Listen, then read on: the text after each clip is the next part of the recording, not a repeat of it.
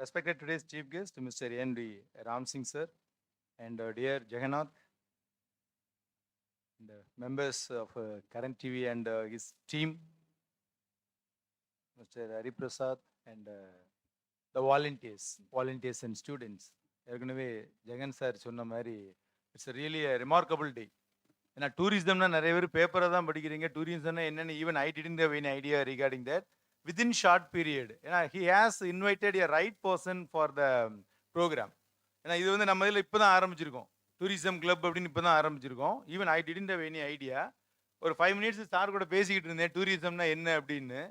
அப்போ அந்த டீமில் சொன்னது, if you want to know about what is India, you should be out of India.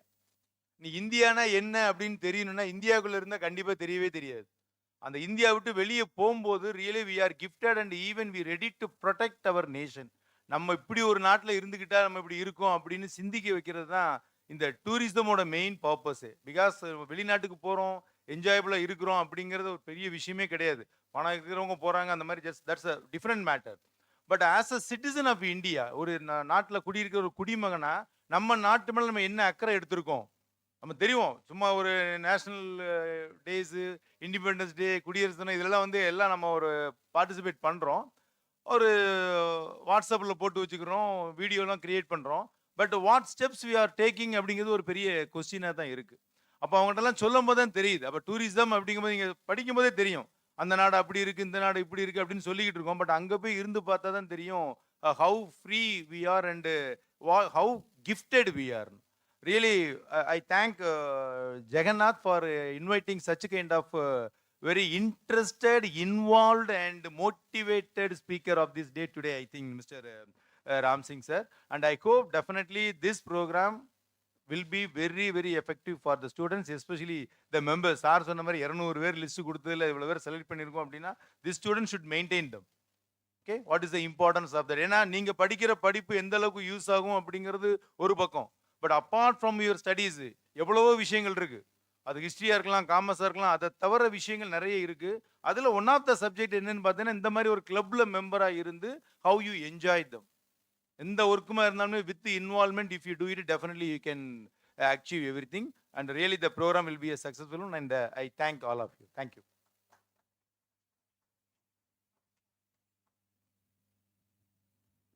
Thank you very much sir. இப்போது நமது சிறப்பு விருந்தினர் வந்து ஸ்பீச் முடிஞ்ச பிறகு உங்களுக்கு எல்லாரும் கிஃப்ட் கொடுக்கணும்னு ஆசைப்படுறாரு. என்ன, யார் அவர் ஸ்பீச்சை நல்லா கேட்டுட்டு பதில் சொல்கிறீங்களோ அவங்களுக்கு வந்து ஒரு ஸ்பெஷல் ப்ரைஸ் உண்டு. சரியா?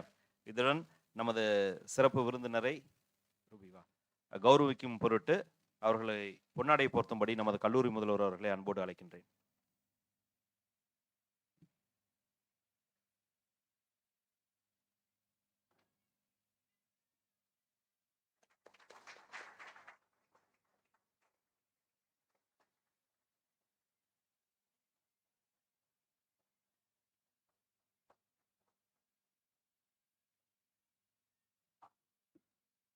Thank you, sir. Now the stage is hand over to our chief guest, Mr. N.D. Ram Singh, sir.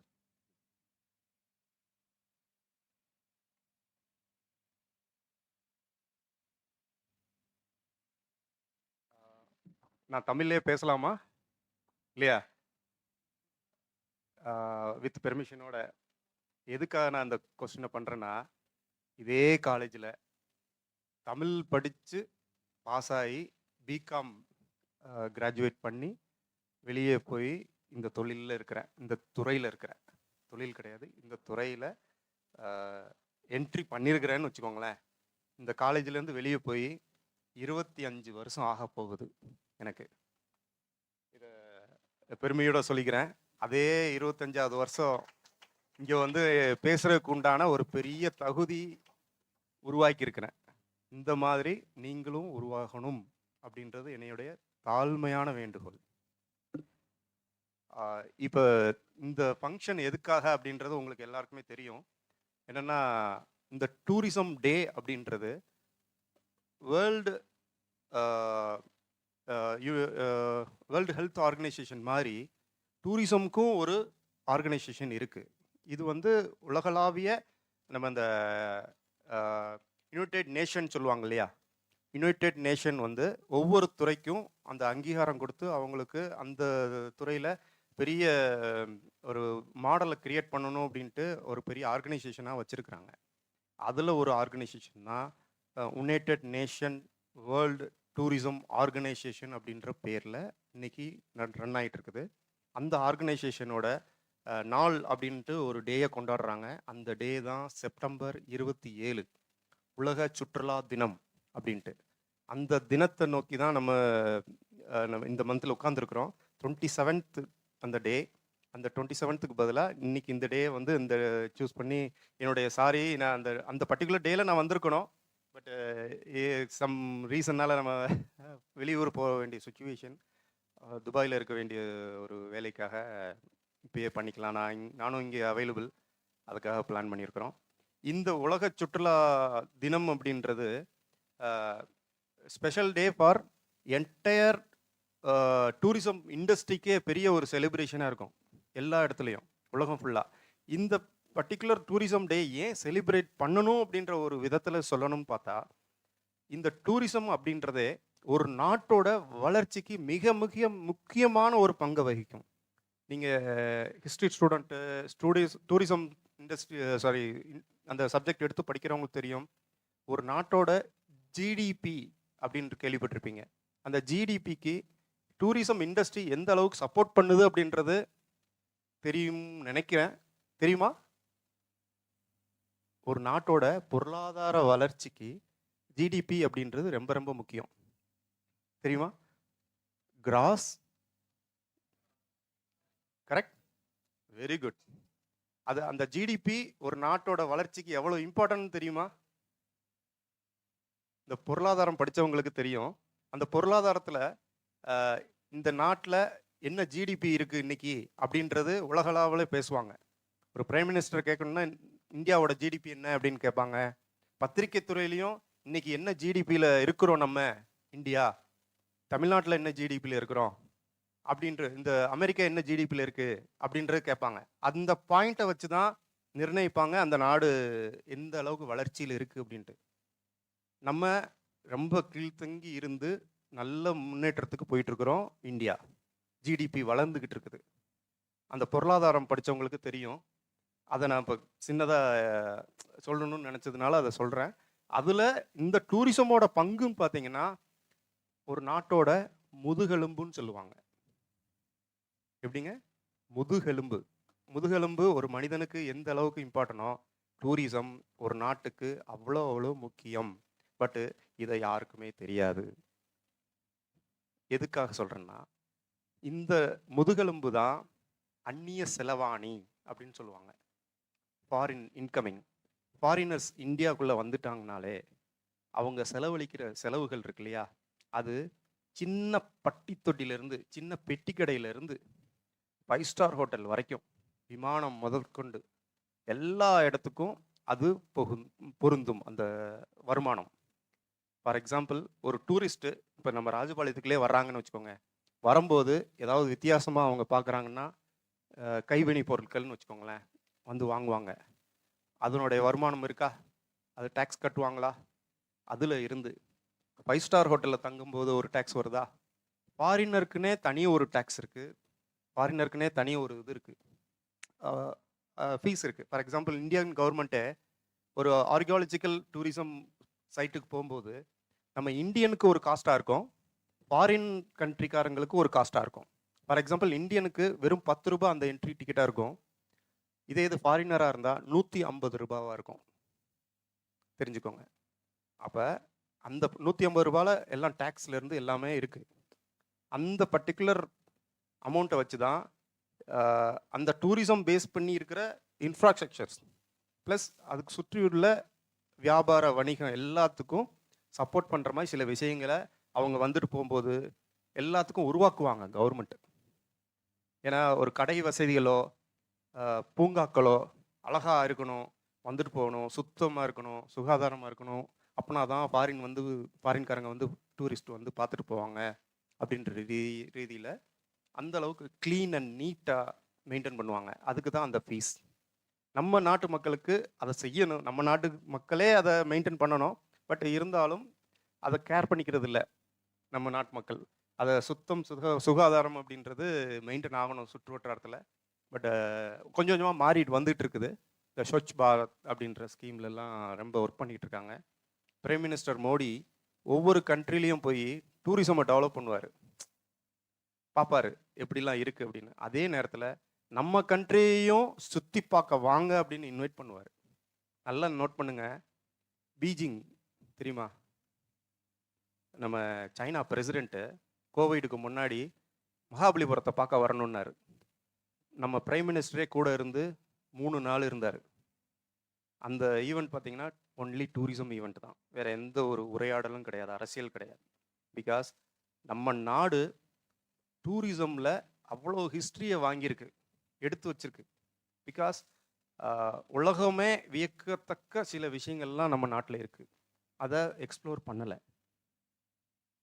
Example, நம்ம தமிழ்நாடு தமிழ் கலாச்சாரம் வந்து உலகத்திலேயே முன்னோடின்னு சொல்லுவாங்க. அது மறைஞ்சு போயிருக்கு, ஒளிஞ்சு போயிருக்கு. அதை கிரியேட் பண்ணி ரொம்ப சூப்பராக பண்ணிக்கிட்டு இருக்கிறாங்க. மோடி இங்கே தாஜ்மஹாலை காமிப்பார், அங்கே டெல்லிக்கு யாராக வந்தாங்கன்னா அந்த மாதிரி முக்கியமான மான்யூமெண்ட்ஸ் எல்லாம் அங்கே கூட்டு போய் காமிப்பாங்க. அதே மாதிரி இவங்களும் சில நாடுகள் போகும்போது முக்கியமான கலாச்சாரம் சம்மந்தப்பட்டதை எக்ஸ்ப்ளோர் பண்ண வைப்பாங்க பெரிய பெரிய தலைவர்கள். ஏன்னா அந்தந்த நாடு கலாச்சாரம், இந்த மாதிரி டூரிசம், நினைவு சின்னங்கள் இதெல்லாம் முக்கியமானவைகள். அதை சுற்றி பார்க்க போகிறது, தெரிய வைக்கிறது, அவங்கவுங்க நாட்டில் போய் சொல்லுங்க, அவங்க நாட்டில் போய் தெரியப்படுத்துங்க, எல்லாரும் எல்லாரோடைய கலாச்சாரத்தையும் கற்றுக்கணும் பார்த்துக்கணும் அப்படின்ட்டு எக்ஸ்ப்ளோர் பண்ண வைப்பாங்க. இது வந்து டூரிசமோட ஒரு இம்பார்ட்டன்ட் ரோலாகவே போயிட்டுருக்குது. பிரைம் மினிஸ்டர் வரைக்கும் இந்த ரோலில் இருப்பாங்க. டூரிசம்ன்றது ஜஸ்ட் லைக் ஒரு சும்மா ஹாபி மூமெண்ட் கிடையாது, இது மிக மிக மிக முக்கியமான ஒரு டிபார்ட்மெண்ட் டூரிசம். பட் நம்ம கேஷுவலாகவும் ஜாலியாகவும் எடுத்துக்கிறோம், பட் வேல்யூ யாருக்கும் தெரியலை. இதனோட சின்ன ஒரு இதை சொல்கிறேன். இன்னைக்குள்ள ஜிடிபி லாஸ்ட் ஃபினான்ஷியல் இயரில் இப்போ ஜிடிபி, இந்தியாவோட ஜிடிபி $250 பில்லியன் போன எக்கனாமி. நோட் பண்ணிக்கோங்க, $250 பில்லியன் இந்தியாவோட வளர்ச்சியில். இது நம்ம குறிப்பிட்டு சொல்லணும்னா 22 லட்சம் கோடி வருமானம் ஈட்டியிருக்கு டூரிசம்ல. இதே இது தமிழ்நாடோட பங்கு எவ்வளவு தெரியுமா? டூரிசம்லேயே தமிழ்நாடு தான் முதலிடம், தெரிஞ்சுக்கோங்க. எதுக்காகனா கலை கலாச்சாரம் மான்யூமெண்ட்ஸ் இதெல்லாம் ஜாஸ்தி இருக்கிறது நம்ம தமிழ்நாடு தான். தமிழ்நாடோட இது பங்கு பார்த்தீங்கன்னா டூரிசம் 17 லட்சம் கோடி. இதில் மித்த இடங்கள்லாம் பார்த்தீங்கன்னா ஒன்று அவங்களுடைய அந்த மருத்துவம் சம்மந்தம், கேரளான்னா மெடிஷன் நேச்சர் அப்படின்ற மாதிரி போகும். தென் ஹிமாச்சல் அந்த மாதிரினா இயற்கை, அந்த தட் மீன்ஸ் அந்த நேச்சர்லேயே இந்த ஸ்னோ அந்த மாதிரி பார்க்குறதுக்கு போவாங்க என்ஜாய் பண்ணுறதுக்கு. பட் தமிழ்நாடு வந்து பல வகைகளில் கலந்துருக்கும். அதாவது அந்த ரிலீஜன் ரீதியாகவும் கலந்துருக்கும், ப்ளஸ் இயற்கை ரீதியாகவும் கலந்துருக்கும். பல வளங்கள் கொண்டது, ஹிஸ்ட்ரி உள்ளது. தட் மீன்ஸ் உங்களுக்கு இந்த இந்த உலகத்தோட பிறப்பிடமே இதுதான் அப்படின்றத ஒரு விஷயத்துக்காக இப்போ தான் கொஞ்சம் கொஞ்சமாக வெளியே வந்துக்கிட்டு இருக்குது விஷயங்கள். கரெக்டாக சார்? ஹிஸ்ட்ரி சார் உங்களுக்கு தெரியும்னு நினைக்கிறேன். நான் ரொம்ப ஹிஸ்ட்ரிலாம் நான் படித்ததில்லை, காமர்ஸ் படிச்சுட்டு போனவன். பட்டு என்னைய அந்த பக்கம் திருப்பி பார்க்க வச்சு இந்த டூரிசம்ன்றது எல்லாரையும் இன்வால்வ் பண்ண வைக்கும். நீங்கள் ஒரு இன்ஜினியரிங் டிபார்ட்மெண்ட் எடுத்திங்கன்னா அந்த இன்ஜினியரிங் சார்ந்தே போவீங்க, வேறு எதுலேயும் நீங்கள் டிவைட் ஆக முடியாது. ஓகே, அதே இது மித்த ப்ரொஃபஷன் எல்லாத்தையும் பார்த்தீங்கன்னா அந்த ப்ரொஃபஷனை மட்டுமே ஃபோக்கஸ் பண்ணும், வேறு டிவிஷனே இருக்காது. பட் இந்த துறை, இந்த இப்போ சுற்றுலாத்துறை எல்லாத்தையும் இழுத்து போட்டுரும். ஃபார் எக்ஸாம்பிள், ஹிஸ்ட்ரியை உள்ளே கொண்டு வந்துடும், எக்கனாமிக்கை கொண்டு வந்துடும், மேக்ஸ் கொண்டு வந்துடும், லாங்குவேஜ் கம்யூனிகேஷன் கொண்டு வந்துடும், ப்ளஸ் சயின்டிஃபிக்காக சில விஷயங்களும் நடக்கும். சயின்ஸ் சம்மந்தப்பட்டது, ஃபிசிக்ஸ் சம்மந்தமாக நடக்கும், இது பயாலஜிக்கல் சம்மந்தமாக நடக்கும் டூரிசமில். எல்லா டிபார்ட்மெண்ட் சேர்ந்தது தான் டூரிசம். பல ரீதியாக இருக்குது. அந்த டூரிசம் பார்த்தீங்கன்னா எத்தனை வகை இருக்குன்னா, அட்வென்ச்சர் டூரிசம்னு ஒரு இது சொல்லுவாங்க, கல்ச்சுரல் டூரிசம்னு சொல்லுவாங்க, மெடிக்கல் டூரிசம்னு சொல்லுவாங்க, பிஸ்னஸ் டூரிசம் சொல்லுவாங்க, இக்கோ டூரிசம் சொல்லுவாங்க, ரீஜனல் அண்ட் லீஷியர் டூரிசம் சொல்லுவாங்க, ஸ்போர்ட்ஸ் டூரிசம் சொல்லுவாங்க, எஜுகேஷன் டூரிசமும் சொல்லுவாங்க. டூரிசமில் இவ்வளோ செக்மெண்ட் இருக்குது. இந்த செக்மெண்ட்ஸில் இந்த அட்வென்ச்சர் டூரிசம் ஃபஸ்ட்டு எதுக்காக நான் சொல்கிறேன்னா, நீங்கள் அதை தான் ஃபோக்கஸ் பண்ணுறீங்க, அதையும் ஏக்கோ டூரிசமையும். அட்வென்ச்சர் டூரிசமில் நம்ம ஸ்டூடெண்ட்களுக்கு ட்ரக்கிங் அந்த மாதிரி விஷயங்களை இந்த நம்ம நாட்டில் வந்து மலைகளில் வந்து முன்னாடிலாம் ரெஸ்ட்ரிக்ஷன் இருக்கும் போகிறதுக்கு. இப்போ அஃபிஷியலாகவே கவர்மெண்ட்லேருந்தே மலை சார்ந்த இடங்களை போய் பாருங்கள், அதை பற்றி கற்றுக்கோங்க, அந்த மாதிரி கவர்மெண்ட்லேருந்தே அலோவ் பண்ணியிருக்கிறாங்க சில ஃபீஸோட. அதுக்கு மாணவர்களாக நீங்கள் உண்மையிலே இந்த டைம் கரெக்டான டைம், நல்லா எக்ஸ்ப்ளோர் பண்ணுங்கள், நல்லா போங்க, சுற்றி பாருங்கள், இயற்கையை எங்கெங்கே என்னென்ன மாதிரி விஷயங்களுக்கு படைச்சிருக்குது அப்படின்றத பாருங்கள். அது ஒரு எஜுகேஷனாகவும் இருக்கும், உங்களுக்கு மைண்ட் ஃப்ரெஷ்னஸாக இருக்கும், அந்த விலங்குகளை பற்றியும் தாவரங்களை பற்றியும் தெரிஞ்சுக்கிற விஷயங்களாகவும் இருக்கும் அந்த மலைகளுக்கு. அது மாதிரி ஹெல்த்துக்கு, தட் மீன்ஸ் அட்வென்ச்சர் வந்து எப்பவுமே ஹெல்த்துக்கு கொஞ்சம் இன்வால்வ் ஆகிருக்கும். அந்த அட்வென்ச்சரில் நீங்கள் கிளைம் பண்ணி போகிற விஷயங்கள் சில மலைகளில், அதெல்லாம் உண்மையிலே ரொம்ப ஜாலியாக இருக்கும். அதுக்கும் கல்ச்சர் சம்மந்தமாக டூரிசம் எதுக்குன்னா, நம்ம கல்ச்சரை பற்றி தெரிஞ்சுக்கணும் அப்படின்னா அந்த விஷயங்களை நீங்கள் தேர்ந்தெடுக்கலாம். ப்ளஸ் மெடிக்கல் டூரிசம் வந்து இந்தியாவில் மிகப்பெரிய, அந்த ஜிடிபி இவ்வளோ தூரம் வளர்ந்ததுக்கு இந்தியா மெடிக்கல் டூரிசமில் மிகப்பெரிய ஒரு பங்கு இருக்குது. அதில் அந்த பங்கில் தமிழ்நாட்டுக்கு மிகப்பெரிய பங்கு இருக்குது. மெடிக்கல்னாலே வேர்ல்டுக்கு பெரிய ஹப்பு இந்தியா தான். அந்த இந்தியாவிலேயே பெரிய ஹப்பு தமிழ்நாடு தான். தமிழ்நாட்டிலேயே பெரிய ஹப்பு சென்னை தான் மெடிக்கல் டூரிசமில். What is the medical tourism? இவ்வளோ பெரிய விஷயத்த சொல்கிறேன், என்ன அப்படின்றது உங்களுக்குள்ள ஏதாவது ஓடுதா? ஏதாவது ஆன்சர் இருக்கா?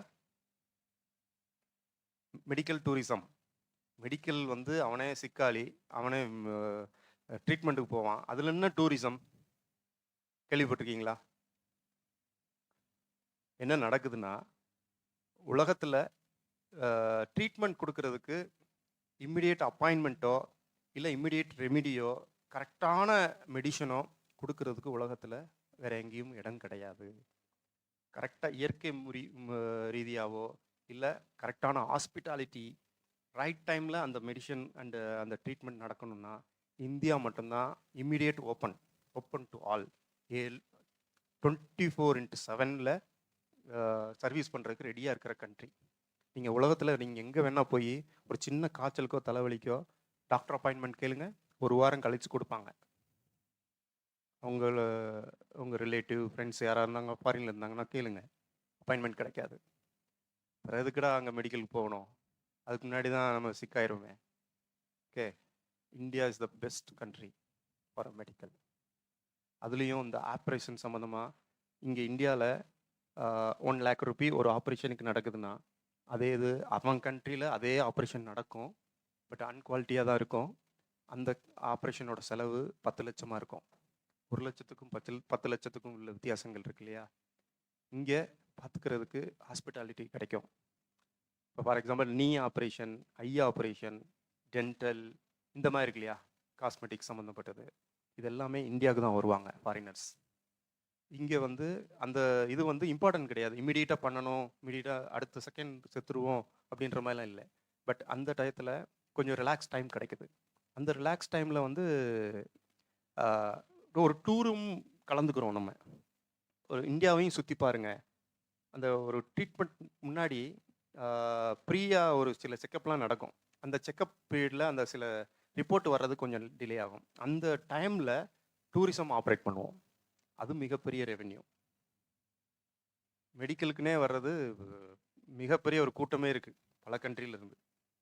அதுக்கு ஒரு பெரிய சப்ஜெக்டே இருக்குது மெடிக்கல் டூரிசம்னே. அதோடைய வேறு லெவல் பிஸ்னஸ் அது. ஓகே, அதே மாதிரி எக்கோ டூரிசம் ஏற்கனவே சொல்லிட்டேன். பிஸ்னஸ் டூரிசம் வந்து பிஸ்னஸ் ரிலேட்டடாக சில பேர் போய் அங்கே அந்த நாட்டில் என்னென்ன தேவைகள் இருக்குது அதுக்கு ரிலேட்டடாக போகிற விஷயங்கள் இருக்குது. பிஸ்னஸ் டூரிசம் அதை ஃபைண்ட் அவுட் பண்ணி அந்த இடத்துல போய் பிஸ்னஸ் பண்ணலாம், அதுக்கு நீடட் இருக்குது அப்படின்றதுக்கு போகிறது. அடுத்து ரிலீஜன் சம்மந்தமாக சில ரிலீஜன்ஸ்க்கு ரிலேட்டடாக அதை தேடி அங்கே போய் ஆகணும். ஃபார் எக்ஸாம்பிள் மெக்கா, மதினாலாம் போகிறாங்க இல்லையா, அந்த மாதிரி ரிலீஜன்ஸ் ட்ரிப்பு. தென் ஜெருசலம் போவாங்க. ஹிந்துஸ் பார்த்தீங்கன்னா நம்ம இப்போ நம்ம நாட்டுக்குள்ளேயே இருக்குது, நம்ம நாட்டுக்குள்ளேயே காசி ராமேஸ்வரம் போகிறதுலாம் அதுவும் ஒன் ஆஃப் தி டூரிசம் தான். இருந்தாலும் அதர் கண்ட்ரிக்கு நம்ம ஹிஸ்ட்ரியை பார்க்குறது கம்போடியா, வியட்நாம் அந்த பக்கம்லாம் நம்ம ரிலீஜன் சம்மந்தமாகவோ நம்ம ஹிஸ்ட்ரி சம்மந்தமாகவும் அதை தெரிஞ்சுக்கலாம். நம்ம சோழர்கள் வந்து அங்கே போய் ஆண்ட டைமில் பெரிய பெரிய ஸ்ட்ரக்சரை க்ரியேட் பண்ணி ஆச்சரியப்பட வேண்டிய விஷயங்கள்லாம் நடந்திருக்குது. அதெல்லாம் எக்ஸ்ப்ளோர் பண்ணுறதுக்கு உங்களுக்கு டைம் இல்லை. தயவுசெய்து அதை முடிஞ்சால் அடுத்த நீங்கள் வேலைக்கெல்லாம் போகும்போது அதெல்லாம் பிளான் பண்ணி வச்சுக்கோங்க. நம்ம தமிழர்கள் எந்த தூரம் வெளியே போயிருக்காங்க அப்படின்ட்டு உங்களுக்கு தெரியும். அது ஒன்று. அது மாதிரி ஸ்போர்ட்ஸ் ரிலேட்டடாக, எஜுகேஷன் ரிலேட்டடாக இதெல்லாம் நீங்கள் கற்பனை பண்ணி பார்த்துக்கோங்க. ஏன்னா அந்த ஷார்ட் டைம் அந்த இன்டர்ன்ஷிப்போ வேறு ஏதோ பர்பஸ்க்கெல்லாம் போகிறவங்களாம் இருக்கிறீங்க நீங்கள். அந்த டயத்தில் அந்த பர்டிகுலர் கண்ட்ரியை எக்ஸ்ப்ளோர் பண்ணுறதுக்கு ஒரு வாய்ப்பு கிடைச்சதுன்னா அதை பார்க்கணும். எஜுகேஷன் சம்மந்தமாகவோ இல்லை ஸ்போர்ட்ஸ் சம்மந்தமாகவோ. ஏன்னா ஒவ்வொரு நீங்கள் பார்ப்பீங்க அந்த ஸ்போர்ட்ஸ்லலாம் இந்த கண்ட்ரிக்காரங்க இவ்வளோ டேலண்ட்டாக இருக்கிறாங்க. ஃபுட்பால்னால் எது ஃபேமஸ்ஸு, கிரிக்கெட்னா எது ஃபேமஸ்ஸு, அந்த மாதிரி ரிலேட்டடாக செஸ்லேருந்து எத்தனையோ ஸ்போர்ட்ஸ் டிபார்ட்மெண்ட்ஸ் இருக்குது, டிவிஷன்ஸ். அதில் ஒவ்வொரு கண்ட்ரியும் ஒவ்வொரு வளர்ந்துருக்கும், அதுக்கேற்ற மாதிரி டெடிக்கேட்டாக ஒர்க் பண்ணியிருப்பாங்க. அந்த மாதிரி விஷயங்கள்லாம் நடக்குது. அந்த மாதிரி டிஃப்ரெண்ட் கைண்ட் ஆஃப் டூரிசமை வந்து நம்ம பிரிக்கலாம், செக்மெண்ட் பண்ணலாம். அப்போ இதுதான் உங்களுக்கு ஏதாவது புரிஞ்சதா? நான் சொல்ல வேண்டிய விஷயங்களை உங்களுக்கு கன்வே பண்ணியிருக்கிறேன்னா, ஜிடிபின்னா எவ்வளோ முக்கியம் ஒரு நாட்டுக்கு அப்படின்றத, இவ்வளோ விஷயங்கள் சேர்ந்து தான் ஒரு கண்ட்ரியோட ஜிடிபி வளர்ச்சின்றது இருக்குது. ரெவென்யூ, அந்த டேக்ஸ் ரெவென்யூ இருக்கு இல்லையா, அதுதான் மிகப்பெரிய யூனிட். அது ஒரு விஷயம். இந்த இதில் இந்த துறையை நான் ஏன் சூஸ் பண்ணேன் அப்படின்றத நான் கொஞ்சம் எக்ஸ்பிளைன் பண்ணணும்னு நினைக்கிறேன். ஆக்சுவலாக ஆக்சிடென்டலாக இது வரல. இந்த டூரிசம் இண்டஸ்ட்ரி பிகாம் படித்தேன். படிக்கும்போது பார்த்தீங்கன்னா கேஷுவலாக நம்ம பாஸ் ஆகி வெளியே வந்தால் மட்டும் போதும் அப்படின்ற மனநிலையில் தான் படித்தோம். அதுவும் நான் சின்ன வயசுலேருந்து படித்தது எல்லாம் வெளியூர். காலேஜ் 3 இயர்ஸ் படித்தது மட்டும்தான் இந்த ராஜபாளையத்துக்காரன் தான் நான். பட் எல்லாம் வெளியூரில் படித்தேன், ஹாஸ்டலில் தான் படித்தோம், ஸ்கூல்ஸ் எல்லாமே. இங்கே 3 இயர்ஸ் கண்டிப்பாக இருக்கணும்ன்ட்டு படித்து அடுத்த 4th இயரை இந்த துறைக்குள்ளே வர்றதுக்கு எனக்கு ஒரு வாய்ப்பு கிடைச்சது. வந்தோம். இம்மிடியேட்டாக அடுத்த ரோலில் அப்படி இப்படியே வளர்ச்சியில் வரணும் அப்படின்ட்டு அந்த துறை சார்ந்து சில விஷயங்களை அப்டேட் பண்ணிக்கிட்டோம். ஃபார் எக்ஸாம்பிள் சொல்லணுன்னா, என்னோடய ஹிஸ்ட்ரியை ஜஸ்ட் ஒரு மோட்டிவேஷனலாக சில விஷயங்களை சொல்கிறேன். எப்படி இருந்த ஒரு சுச்சுவேஷன் பையனையும் எப்படி மாற்றிருக்கு, இன்ட்ரெஸ்ட்ஃபுல்லாக மாற்றிருக்கு அப்படின்றதுக்கு இந்த துறையை நான் சொல்கிறேன். ஓகே, நீங்களும் அதை எக்ஸாம்பிளை வச்சுக்கலாம். இந்த துறைக்கே போகணும்லாம் கிடையாது, எந்த துறைக்கு போனாலும் ஒரு டெடிக்கேஷன் அப்படின்றது இருந்தால் நீங்கள் வானம் கூட இல்லை போயிட்டே இருக்கலாம். அதுதான் உங்களுடைய இதாக இருக்கணும் ஒரு மாணவர்களாக. நான் வந்து மாணவர்களாக இருக்கும்போது அந்த எய்ம்லாம் இல்லை, உண்மையிலேயே சொல்கிறேன். ஏன்னா படித்து அடுத்த செகண்டு நான் பிகாம் படித்ததுனால 3 வருஷம் படிக்கிறோமா, படித்து பாஸ் ஆகி வெளியே வந்தோம்னா ஒரு கிளர்க் ஒர்க் கொடுப்பாங்க, ஏதோ கணக்கு எழுதிட்டு போயிட்டே இருக்கலாம் அப்படின்ற மனநிலை மாறி முடித்து அடுத்த செகண்டு ஏதாவது ஒன்று பண்ணணுமே, எல்லாரும் கிளரிக்கல் ஒர்க்கே போயிட்டே இருந்தால் என்ன சாதிக்க போகிறோம், ஒன்றும் கிடையாதே அப்படின்ட்டு டிஃப்ரெண்ட்டாக ஏதாவது யோசிப்போம் அப்படின்ட்டு தான் நான் அடிக்கடி ஏர்போர்ட்டுகளுக்கு போயிட்டு வர பழக்கங்கள் உண்டு. எங்கள் ரிலேட்டிவ்லாம் ஃபாரின் போயிட்டு வர்றதுனால அவங்கள இன்வைட் பண்ணவோ விடவோ பார்த்துக்கிட்டு இருக்கும்போது எனக்குள்ள ஒரு சின்ன ஒரு யூனிஃபார்ம் ஜாப்பு இருந்தால், ஒரு ராயலாக ஒயிட் கலர் ஜாப்னு சொல்லுவாங்க, அந்த ஒயிட் கலர் ஜாப்பில் வந்து ரொம்ப இன்ட்ரெஸ்டிங்காக இருக்கும். அது ஒரு யூனிட்டாக, அதுவும் இல்லாமல் ஏர்போர்ட்டில் ஒர்க் பண்ணணுன்றது என்னுடைய ட்ரீமாக மாறிச்சு. அந்த ஏர்போர்ட் ட்ரீம் தான் இதை படிக்கணும், இதுக்கு போகணுன்னா என்ன பண்ணணும் அப்படின்ற ஒரு தூண்டுதலை உருவாக்குச்சு. அப்போ தான் இந்த தொழிலுக்கு என்ன படித்தா என்னவா ஆகலாம் அப்படின்ற இன்ட்ரெஸ்ட்டை கிரியேட் பண்ணுறோம் இல்லையா, அந்த இன்ட்ரெஸ்ட்டு தேடுதலில் போய் நிற்கிது. அந்த தேடுதலில் பல பேர் சப்போர்ட் எனக்கு கிடைக்கிது. டிஃப்ரெண்ட் துறையை தேர்ந்தெடுத்ததுனால இம்மிடியட்டாக அடுத்த செகண்டே கிடச்சிடல. ஏன்னா டிஃப்ரெண்ட் துறை, விமானம் அண்டு டூரிசம் துறை வந்து எல்லாரும் ஈஸியாக பார்த்த உடனே கேட்க முடியாது, எடுத்துக்க முடியாது அந்த விஷயங்கள. ஏன்னா பக்கத்துல யாருமே இல்லையே அது சம்மந்தமா துறையில இருக்கிறவங்க. அதனால தேடுதல் பெருசா இருந்தது. அதுக்கு இன்பிட்வீன்ல சில வேலைகள நான் இங்க பார்த்தேன் ராஜபாளையத்துல. அந்த அந்த துறைய போய் அத படிக்கிறதுக்கு உண்டான டைம் கிடைக்கிற வரைக்கும். அப்ப எனக்கு ஒரு வாய்ப்பு கிடைச்சது. நம்ம ஊருக்காரங்களே ஒருத்தங்க இருந்தாங்க. வேற யாரும் இல்ல. எங்க மாமாவே இருந்தாங்க இந்த துறையில. பட் இதுதான் போகணுன்ற வழிய சொல்லி தரல. ஆனா என்னுடைய அங்கிள் சொல்லி ஒருத்தங்க பெரிய லெவல்ல இருக்கிறாங்க ஒரு விமானத்துறையில அப்படின்னு தெரிஞ்சு அவங்கள்ட்ட நான் நீங்க எங்க படிச்சு போனீங்க என்ன ஏதுன்னு படிச்சுட்டு பார்த்துட்டு அவங்க இன்ஸ்டியூட்ல எங்கன்னு அப்பாயின்மெண்ட் எடுத்து அவங்க கோர்ஸ் எப்போ ஸ்டார்ட் ஆகுதுன்னு பார்த்து அதை தேடி பிடிச்சி அங்கே போய் ரீச் ஆனேன். அங்கே போய் ரீச் ஆகும்போது நம்ம இங்கே இருந்துட்டோமா, தமிழ் தமிழ் தமிழ்னே எழுதி எக்ஸாம் எழுதி பாஸ் பண்ணி இருந்துட்டோம். பட் அங்கே போன பிறகு தான் தெரியுது தமிழ் மட்டுமே உலகம் இல்லை, வெளி உலகம் பெருசு. நம்ம ராஜபாளையத்திலே உட்காந்துட்டு நம்ம போதும் நினச்சிட்டோம், இங்கேயே தான் வேலை பார்ப்போம் அப்படின்னு நினச்சிட்டோம். பட்டு நம்மளுடைய வழி அதெல்லாம் வேற பக்கம் போயிட்டு இருக்குது. அப்போ அடுத்த இடத்துக்கு போகணுன்னா மொழி வெரி இம்பார்ட்டன்ட். தமிழ் மட்டுமே பத்தாது, இங்கிலீஷ் காமன் மொழியாக இருக்குது. அந்த இங்கிலீஷையும் தெளிவாக கற்றுக்கிட்டா தான் வெளியே போய் பிழைக்கவும் முடியும் அப்படின்ற இம்பார்ட்டன்ட் அங்கே போய் தான் தெரிஞ்சுது. ஓகே, அப்போ கொஞ்சம் ஸ்ட்ரகிள் ஆகி தான் கொஞ்சம் கொஞ்சமாக வந்தோம்.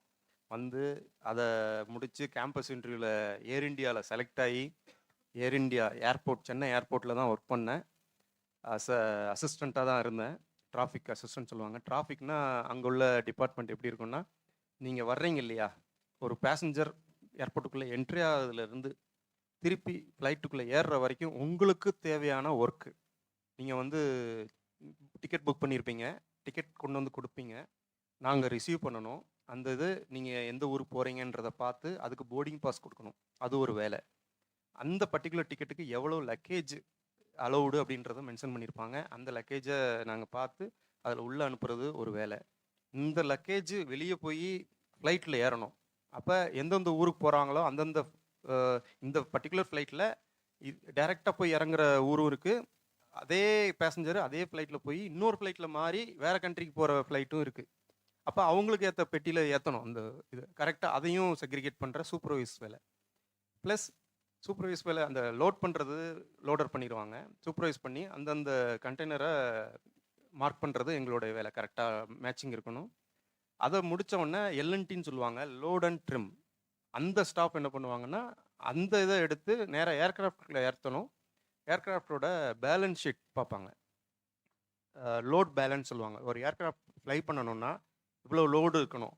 பேசிக்காகவே ஃப்ளைட்டே புக் ஆகலை அப்படி இருந்தாலும் ஒரு லோடு இருக்கணும் கம்பல்சரி. எம்டி ஃப்ளைட்டை ஃப்ளை பண்ண முடியாது அப்படின்ற ஒரு கண்டிஷன் இருக்குது. அதுக்காக நாங்கள் என்ன பண்ணுவோம், ஃப்ளைட்டில் பேசஞ்சரே ஏறல, வெறும் 5 பேர் போன ஃப்ளைட்லாம் இருக்குது சிங்கப்பூருக்கு. அப்போ என்ன பண்ணுவோம்னா தேவையான வெயிட்டை ஏற்றுறதுக்கு ஃபியூலை ஏற்றுவோம், பெட்ரோல் ஃபில் பண்ணுவோம்.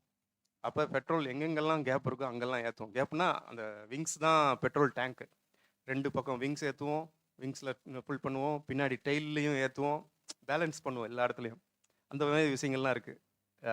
இந்த விஷயங்களில் எங்களுக்கு தான் தெரியும் இன்றைக்கி லோடு புக் லோடு என்ன இருக்குது பார்த்துட்டு ஃபியூல் கம்பெனிக்கு ஃபோன் பண்ணி எனக்கு இத்தனை லிட்ரு ஃபியூல் வேணுமோ, கேப்டன் கேட்போம், எனக்கு எத்தனை ஸ்டாக்கு வச்சுருக்க, எவ்வளோ பேலன்ஸ் வேணும், யார் யாரெல்லாம் குரூ மெம்பர் வர்றீங்க, எந்த கண்ட்ரிக்காரங்க, ஜிடி ப்ரிப்பேர் பண்ணணும். இல்லைன்னா ஜென்ரல் டிக்ளரேஷன், இந்த நாட்டிலேருந்து அடுத்த நாட்டுக்கு வெளிநாட்டுக்காரனாக இருந்தாலும் சரி உள்நாட்டுக்காரனாக இருந்தாலும் அந்த ஃப்ளைட்டில் பறக்கிறான் இல்லை வந்துட்டு திரும்பி போகிறான் அப்படின்னாலும் அந்த டிக்ளரேஷன் நான் தான் ப்ரிப்பேர் பண்ணணும். ப்ரிப்பேர் பண்ணி அதை கஸ்டம்ஸு, இமிக்ரேஷன் அண்ட் ஹெல்த்து எல்லாத்துக்கும் சைன் வாங்கி இவங்க தான் போகிறாங்க அப்படின்ற டிக்ளரேஷன் பண்ணணும். It's a interesting job. அந்த நான் ஜாபில் செலக்ட் ஆகி போனோடனே இதெல்லாம் ரொம்ப இன்ட்ரெஸ்ட்டாக எடுத்துக்கிட்டேன். படிக்கும்போது எந்த அளவுக்கு இன்ட்ரெஸ்ட்டாக எடுத்து ஒரு சேலஞ்சிங்காக படித்து பாஸ் ஆகி வெளியே வந்தனோ அதே மாதிரியே அதை விட பல மடங்கு ஏர்போர்ட்டுக்குள்ளே ஒர்க் பண்ணணும்னு தான் அந்த படித்தோம். அப்போ எந்த அளவுக்கு இன்ட்ரெஸ்ட்டை காமிக்கணும் அப்படின்னு அதுக்குள்ளே போனோம் உள்ள.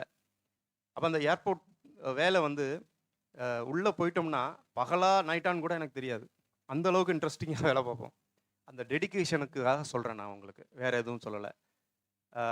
தென் அதுக்கு அடுத்து அதனுடைய வளர்ச்சியாக விமானத்துறை அடுத்து நம்ம டூரிசம் துறையில் கொஞ்சம் இன்ட்ரெஸ்ட் எடுக்கணும் அப்படின்ட்டு அதிலேருந்து வெளியே வந்து டூரிசம் கம்பெனி ஸ்டார்ட் பண்ணோம். அது ரிலேட்டடாக ஃபுல்லாக ஹிஸ்ட்ரி எல்லாத்தையும் எல்லாம் உலகம் ஃபுல்லாக பார்த்து என்னென்ன இடங்களுக்கு கூட்டு போனால் பெட்டராக இருக்கும், மக்களுக்கு மகிழ்ச்சி, எந்த மாதிரி பிளேசஸை நம்ம சூஸ் பண்ணணும், எப்படி அவங்கள வழிநடத்தி குவாலிட்டியை கொடுக்கணும். ஏன்னா சந்தோஷத்துக்காக தான் டூரிஸ்ட் போகிறத. நீங்கள் கேஷுவலாக அவங்க ஃப்ரெண்ட்ஸுகளுக்குள்ளே டூர் போகலாமா அப்படின்னு கேட்கும்போது எதுக்காக போவீங்க? சந்தோஷத்துக்காக மட்டும்தான். அந்த மகிழ்ச்சிக்காக மட்டும்தான் டூர். அந்த மகிழ்ச்சி வந்து எக்காரணம் கொண்டும் கெட்டக்கூடாது. அதுக்கு தேவையான அந்த ஒரு கெஸ்ட் வராங்கன்னா அந்த மகிழ்ச்சிக்கு வரும்போது நம்ம எவ்வளவு பத்திரமா நம்ம பார்த்து செய்ய வேண்டிய விஷயங்கள்லாம் இருக்கும். ஹோட்டல்ல இருந்து, டிரான்ஸ்போர்ட்ல இருந்து, ஃபுட்டுல இருந்து, காமிக்கிற சைட் சீயிங்ஸ்ல இருந்து எல்லாத்துலேயும் குவாலிட்டி இருந்தால் மட்டும்தான் அந்த பர்டிகுலர் டூரிஸ்ட் வந்து சாட்டிஸ்ஃபை ஆவாங்க. அப்போ பின்னாடி அவங்க டூர் போகிறதுக்கு முன்னாடி எவ்வளோ ஒர்க் இருக்கும் தெரியுமா? அவ்வளோ ஒர்க்கையும் இது நம்ம இந்தியாவில் மட்டும் இல்லை, உலகம் ஃபுல்லாக கம்யூனிகேஷனில் இருந்துக்கிட்டே இருப்போம் நாங்கள். எல்லா இடத்துலையும் நெட்வொர்க் இருக்கும். எல்லாம் அரேஞ்ச் பண்ணி கூட்டு போய் சாட்டிஸ்ஃபை பண்ணுறது தான் எங்களோட வேலையாக இருக்கும். இதையும் ஒரு இன்ட்ரெஸ்டாக எடுத்து பண்ணிகிட்டு இருந்தோம். சைமல்டேனியஸாக இதில் என்னுடைய வளர்ச்சின்னு பார்த்தீங்கன்னா, இதுலேயும் ஒரு நல்ல சாட்டிஸ்ஃபேக்ஷன், நல்ல நேமை க்ரியேட் பண்ணோம். அதுக்கடுத்து இன்னமும் அந்த இன்ட்ரெஸ்ட் விடலை. இன்னும் அடுத்த ரேஞ்சுக்கு போகணும் அப்படின்ற நம்மளுடைய தூண்டுதல் விமானத்தில் மட்டும் வேலை பார்க்குறது இல்லை, அந்த விமானத்தையே வாங்கணும், ரன் பண்ணணும். அதுதான் challenging task. Are you agree? நம்புறீங்களா? எங்கள்கிட்ட விமானம் இருக்குன்றது நம்புறீங்களா? நம்பிக்கை இருக்கு. ஆனால் நம்ம ஒரு கூட்டு வர முடியாது விமானத்தை நம்பிக்கைக்கு. ஆனால் கூட்டு வர்றதுக்கு பிளான் பண்ணுறேன். ஓகே, இது இது எக்ஸாம்பிள் நான் சொல்கிறேன். சும்மா வார்த்தைகளில் சொல்கிற விஷயங்கள் கிடையாது. வேலை பார்த்தவன் ஒரு விமானமே ரன் பண்ணுறான் அப்படின்றதுக்கு ஒரு சில விஷயங்களை சொல்கிறேன். அது என்னைக்கு ப்ரூவ் பண்ணுறோனோ அன்னைக்கு நீங்கள் தெரிஞ்சுக்குவீங்க. இந்த காலேஜில் லேண்ட் ஆகும் சம்டைம். பட் இதுக்கு முன்னாடியே பிளான் பண்ணேன். மிஸ்டர் ஜெகநாத் சார் தெரியும், சில விஷயங்கள் ஸ்டெப்பாக கொண்டு போவோம் அப்படின்ட்டு ஒரு வேலைகளை பிளான் பண்ணேன். கொஞ்சம் சில வேலைகள்னால தடைப்பட்டது. நம்ம காலேஜிலலாம் பெர்மிஷன் கொடுத்துட்டாங்க. பட்டு ஃபாரஸ்ட்டு சில விஷயங்களுக்காக ரெஸ்ட்ரிக்ட் ஆகிடுச்சு. சரி, எனிவே நம்ம கண்டிப்பாக நடக்கும், ஏதோ ஒரு இடத்துல நடக்கும். ராஜபாளையத்துக்கு நம்ம சொந்த ஊருக்கு ஏதாவது பார்த்தே ஆகணும், எல்லாரும் என்ஜாய் பண்ணி ஆகணுன்ட்டு சில வேலைகள் பண்ணிகிட்டு இருக்கிறேன். வரும். விமானத்துறையில் சும்மா ஓரலாக சொல்கிற விஷயங்கள் வந்து நான் எக்ஸ்பிளைன் பண்ணுறேன். அதை நீங்கள் அது நடந்தப்போ நீங்கள் யோசிச்சு பாருங்கள் எப்படி வந்தோம் அப்படின்னு. நல்லா ஞாபகம் வச்சுக்கோங்க, தமிழில் படித்த ஒரு பையன் இங்கே தமிழ்லேயே எழுதி தமிழ்லேயே பாஸ் ஆகி, அந்த படிக்கும்போதும் ஒரு இன்ட்ரெஸ்ட், ஒரு சப்ஜெக்ட் இருந்தது எனக்கு, ஐஏஎஸ் ஆகணும்ன்ட்டு. நல்லா ஞாபகம் வச்சுக்கோங்க. சிவில் சர்வீசஸ் ப்ரிப்பேர் பண்ணேன் நான். எல்லாருக்கும் தெரியும், என் கூட செட்டில் இருக்கிறவங்க எல்லாருக்குமே கலெக்டர் ஆகணும், அதுதான் எய்ம். அதுக்கு சும்மா ஓரலாக பேச்சில் மட்டும் இல்லை, என் வீட்டுக்கு வருவாங்க பசங்க. நான் வந்து மெயின் கோர்ஸில் தான் பண்ணேன், மார்னிங் செஷன். ஆஃப்டர்நூனில் பசங்கள்லாம் என் வீட்டுக்கு வந்தால் என் வீடே ஒரு செட்டப், ஒரு கலெக்டர் ஆஃபீஸ் மாதிரி இருக்கும். செட்டப்பில் இருக்கும், ஃபுல் புக்காக இருக்கும், ஜென்ரல் நாலேஜ் புக்காக இருக்கும். எதுக்கு வச்சுருக்கீங்க, இவ்வளோ வச்சுருக்கீங்கன்னா, நான் படிக்கிறேன், சிவில் சர்வீஸ் எக்ஸாம் அட்டன் பண்ணணும். இப்போ இருந்தே அந்த அட்மாஸ்பியரை கிரியேட் பண்ணால் தான் எனக்கு அந்த ஒரு இன்ட்ரெஸ்ட் வரும்ன்ட்டு ஒரு பெரிய ரூமையே அந்த மாதிரி அட்மாஸ்பியர் மாற்றி வச்சுருப்பேன். ஓகே, அதை படிச்சுக்கிட்டே இருந்தேன். ப்ரிலிமினரி அட்டன் பண்ணுறதுக்கு அதுக்கு ஒரு எந்த கோர்ஸும் பண்ணலை. அப்போல்லாம் இங்கே கோர்ஸு, டியூஷன் சென்டர் எதுவுமே கிடையாது. அப்போ நானே செல்ஃபாகவே படிச்சுக்கிட்டு இருப்பேன். எல்லாரும் அது இன்ட்ரெஸ்டிங்காக வந்து அந்த புக்கெல்லாம் எடுத்து பார்த்துக்கிட்டு இருப்பாங்க, படிச்சுக்கிட்டு இருப்பாங்க. அப்போ நான் தமிழ் ஸ்டூடெண்ட்ன்றதுனால என் தமிழ்லேயே படித்து எக்ஸாம் எழுதி கலெக்டரான ஒருத்தரை சந்திக்க ஒரு வாய்ப்பு கிடச்சிது. அவர் தான் இறையன்பு சார். இறையன்பு தான் எனக்கு ஒரு ரோல் மாடலாக வச்சுக்கிட்டு எழுதலாம் அப்படின்ட்டு சில விஷயங்கள்லாம் நடந்தது. இறையன்பு சந்திக்கிறதுக்கு எனக்கு வாய்ப்பு வேணுமே அப்படின்ட்டு நம்ம டிஸ்ட்ரிக்ட் கலெக்டர், அப்போ நான் இங்கே ஸ்டூடெண்ட்டாக இருந்தேன், ஒரு கல்ச்சுரல் ப்ரோக்ராமுக்காக விருதுநகர் போயிருந்தோம். விருதுநகர் காலேஜில் ஒரு ஈவெண்ட் இருந்தது, அவர் தான் சீஃப் கெஸ்ட்டு. அவர்கிட்ட போய் எப்படி பேசுகிறதுன்னு தெரியல. ஈவினிங் ஆகிடுச்சு, எல்லோரும் வந்தோம், எல்லோரும் அவரை வழி அனுப்புகிற கார்லாம் ஏறிட்டார். எப்படி பேசுகிறது இன்னொன்னே புரியல. மனசு ஒரு சடனாக ஒரு தைரியம் வந்துச்சு, என்னன்னாலும் பரவாயில்ல, நிப்பாட்ற காரை, கலெக்டர் காரை அப்படின்ட்டு நேராக போய் எக்ஸ்கியூஸ் சார் அப்படின்னேன். ஏறிட்டார், உள்ளே ஏறிட்டார், டோர்லாம் க்ளோஸ் பண்ணிட்டாங்க. எக்ஸ்கியூஸ் சார், 1 minute அப்படின்னேன். எஸ் அப்படின்னு காரை நிப்பாட்டி இது எடுத்தார், விண்டோ டோரை இது பண்ணார். ஆனால் என்ன வேணும், என்ன சார் சொல்லுங்கள், என்ன இந்த மாதிரி நான் படிக்கணும்னு நினைக்கிறேன், எனக்கு எப்படி போகணும், என்ன வழிகள் இல்லை, என்ன பண்ணலாம் அப்படின்னோடனே அவர் டக்குன்னு ஒரு இன்ஃபர்மேஷனை கொடுத்தாரு. சாரி தம்பி, நீங்கள் அப்பயே கேட்டிருந்தீங்கன்னு இன்னும் கொஞ்சம் நல்லா ஃப்ரீயாக பேசிக்கலாம், காரில் ஏறிட்டேன். இந்த மாதிரி நீங்கள் கலெக்டரேட் வாங்க, நான் உங்களுக்கு எல்லாம் சொல்கிறேன் அப்படின்னாங்க. சொன்னோடனே அவர் பேர் வந்து Krishnan, mister Krishnan. Yes, exactly அவர். ஆனால் இந்த மாதிரி எனக்கு வாய்ப்புகள் கிடைச்சது, அடுத்த மூவ் பண்ணேன். பட்டு எனக்கு அவ்வளோதான் முடிஞ்சது. ப்ரிலிமினரி கூட எனக்கு செலக்ட் ஆக முடியல அந்த இடத்துல. ப்ரிலிமினரியே எவ்வளோ ஸ்டஃப்னு உங்களுக்கு தெரியும்னு நினைக்கிறேன். யாராவது கலெக்டருக்கு சிவில் சர்வீசஸ் ட்ரை பண்ணிக்கிட்டு இருக்கீங்களா? ஓ சாரி, ஓகே. சொல்கிறேன், பட் இப்போ இருந்தே பண்ணால் தான் அது கிடைக்கும் அந்த வாய்ப்புகள். பட் இப்போ வந்து இன்ஸ்டிடியூஷன் ரொம்ப இருக்குது. ப்ரிலிமினரியா? ஓகே, மெயின் வரைக்கும் போயிட்டீங்க, வெரி குட். அதான் குட் குட். ஓகே, ஏன்னா 3 டைப் ஆஃப் எக்ஸாம் இருக்குது, preliminary, main and interview. Okay. சரி, எனிவே, பட் அந்த ட்ரை வந்து எனக்கு ரொம்ப இன்ட்ரெஸ்டிங்காக இருந்தது. பல சப்ஜெக்டை தெரிய முடிஞ்சது, பல வேறு நட்புகள் கிடைச்சது பல கலெக்டர்ஸோட. ஏன்னா அதோட நிப்பாட்டிட்டேன். அடுத்து அது முடியலை அப்படின்ட்டு தான் இந்த துறையை தேர்ந்தெடுத்தேன். அதுலேயும் வித்தியாசமாக இருக்கணும், எதுலேயுமே புதிதாக போகணும் அப்படின்றது தான் என்னுடைய எய்முங்க, வேறு ஒன்றுமே இல்லை. ஏன்னா நான் பேசுகிறதுல உங்களுக்குலாம் அண்டர்ஸ்டாண்ட் ஆகுதா? உங்களுக்கெல்லாம் யூஸ்ஃபுல்லாக இருக்குமா? ஏன்னா யதார்த்தமாக நான் ஒரு ஃப்ரெண்ட்டை பேசுகிற மாதிரி பேசிகிட்டு இருக்கிறேன். ஒரு ஒரு ஒரு என்ன கட்டுக்கோப்பாலாம் நான் இல்லை. ஓகே, எப்பயுமே அந்த மாதிரி ஃப்ரீடம் இருந்தால் மட்டும்தான் உங்களை நீங்களே சிந்திக்க முடியும்.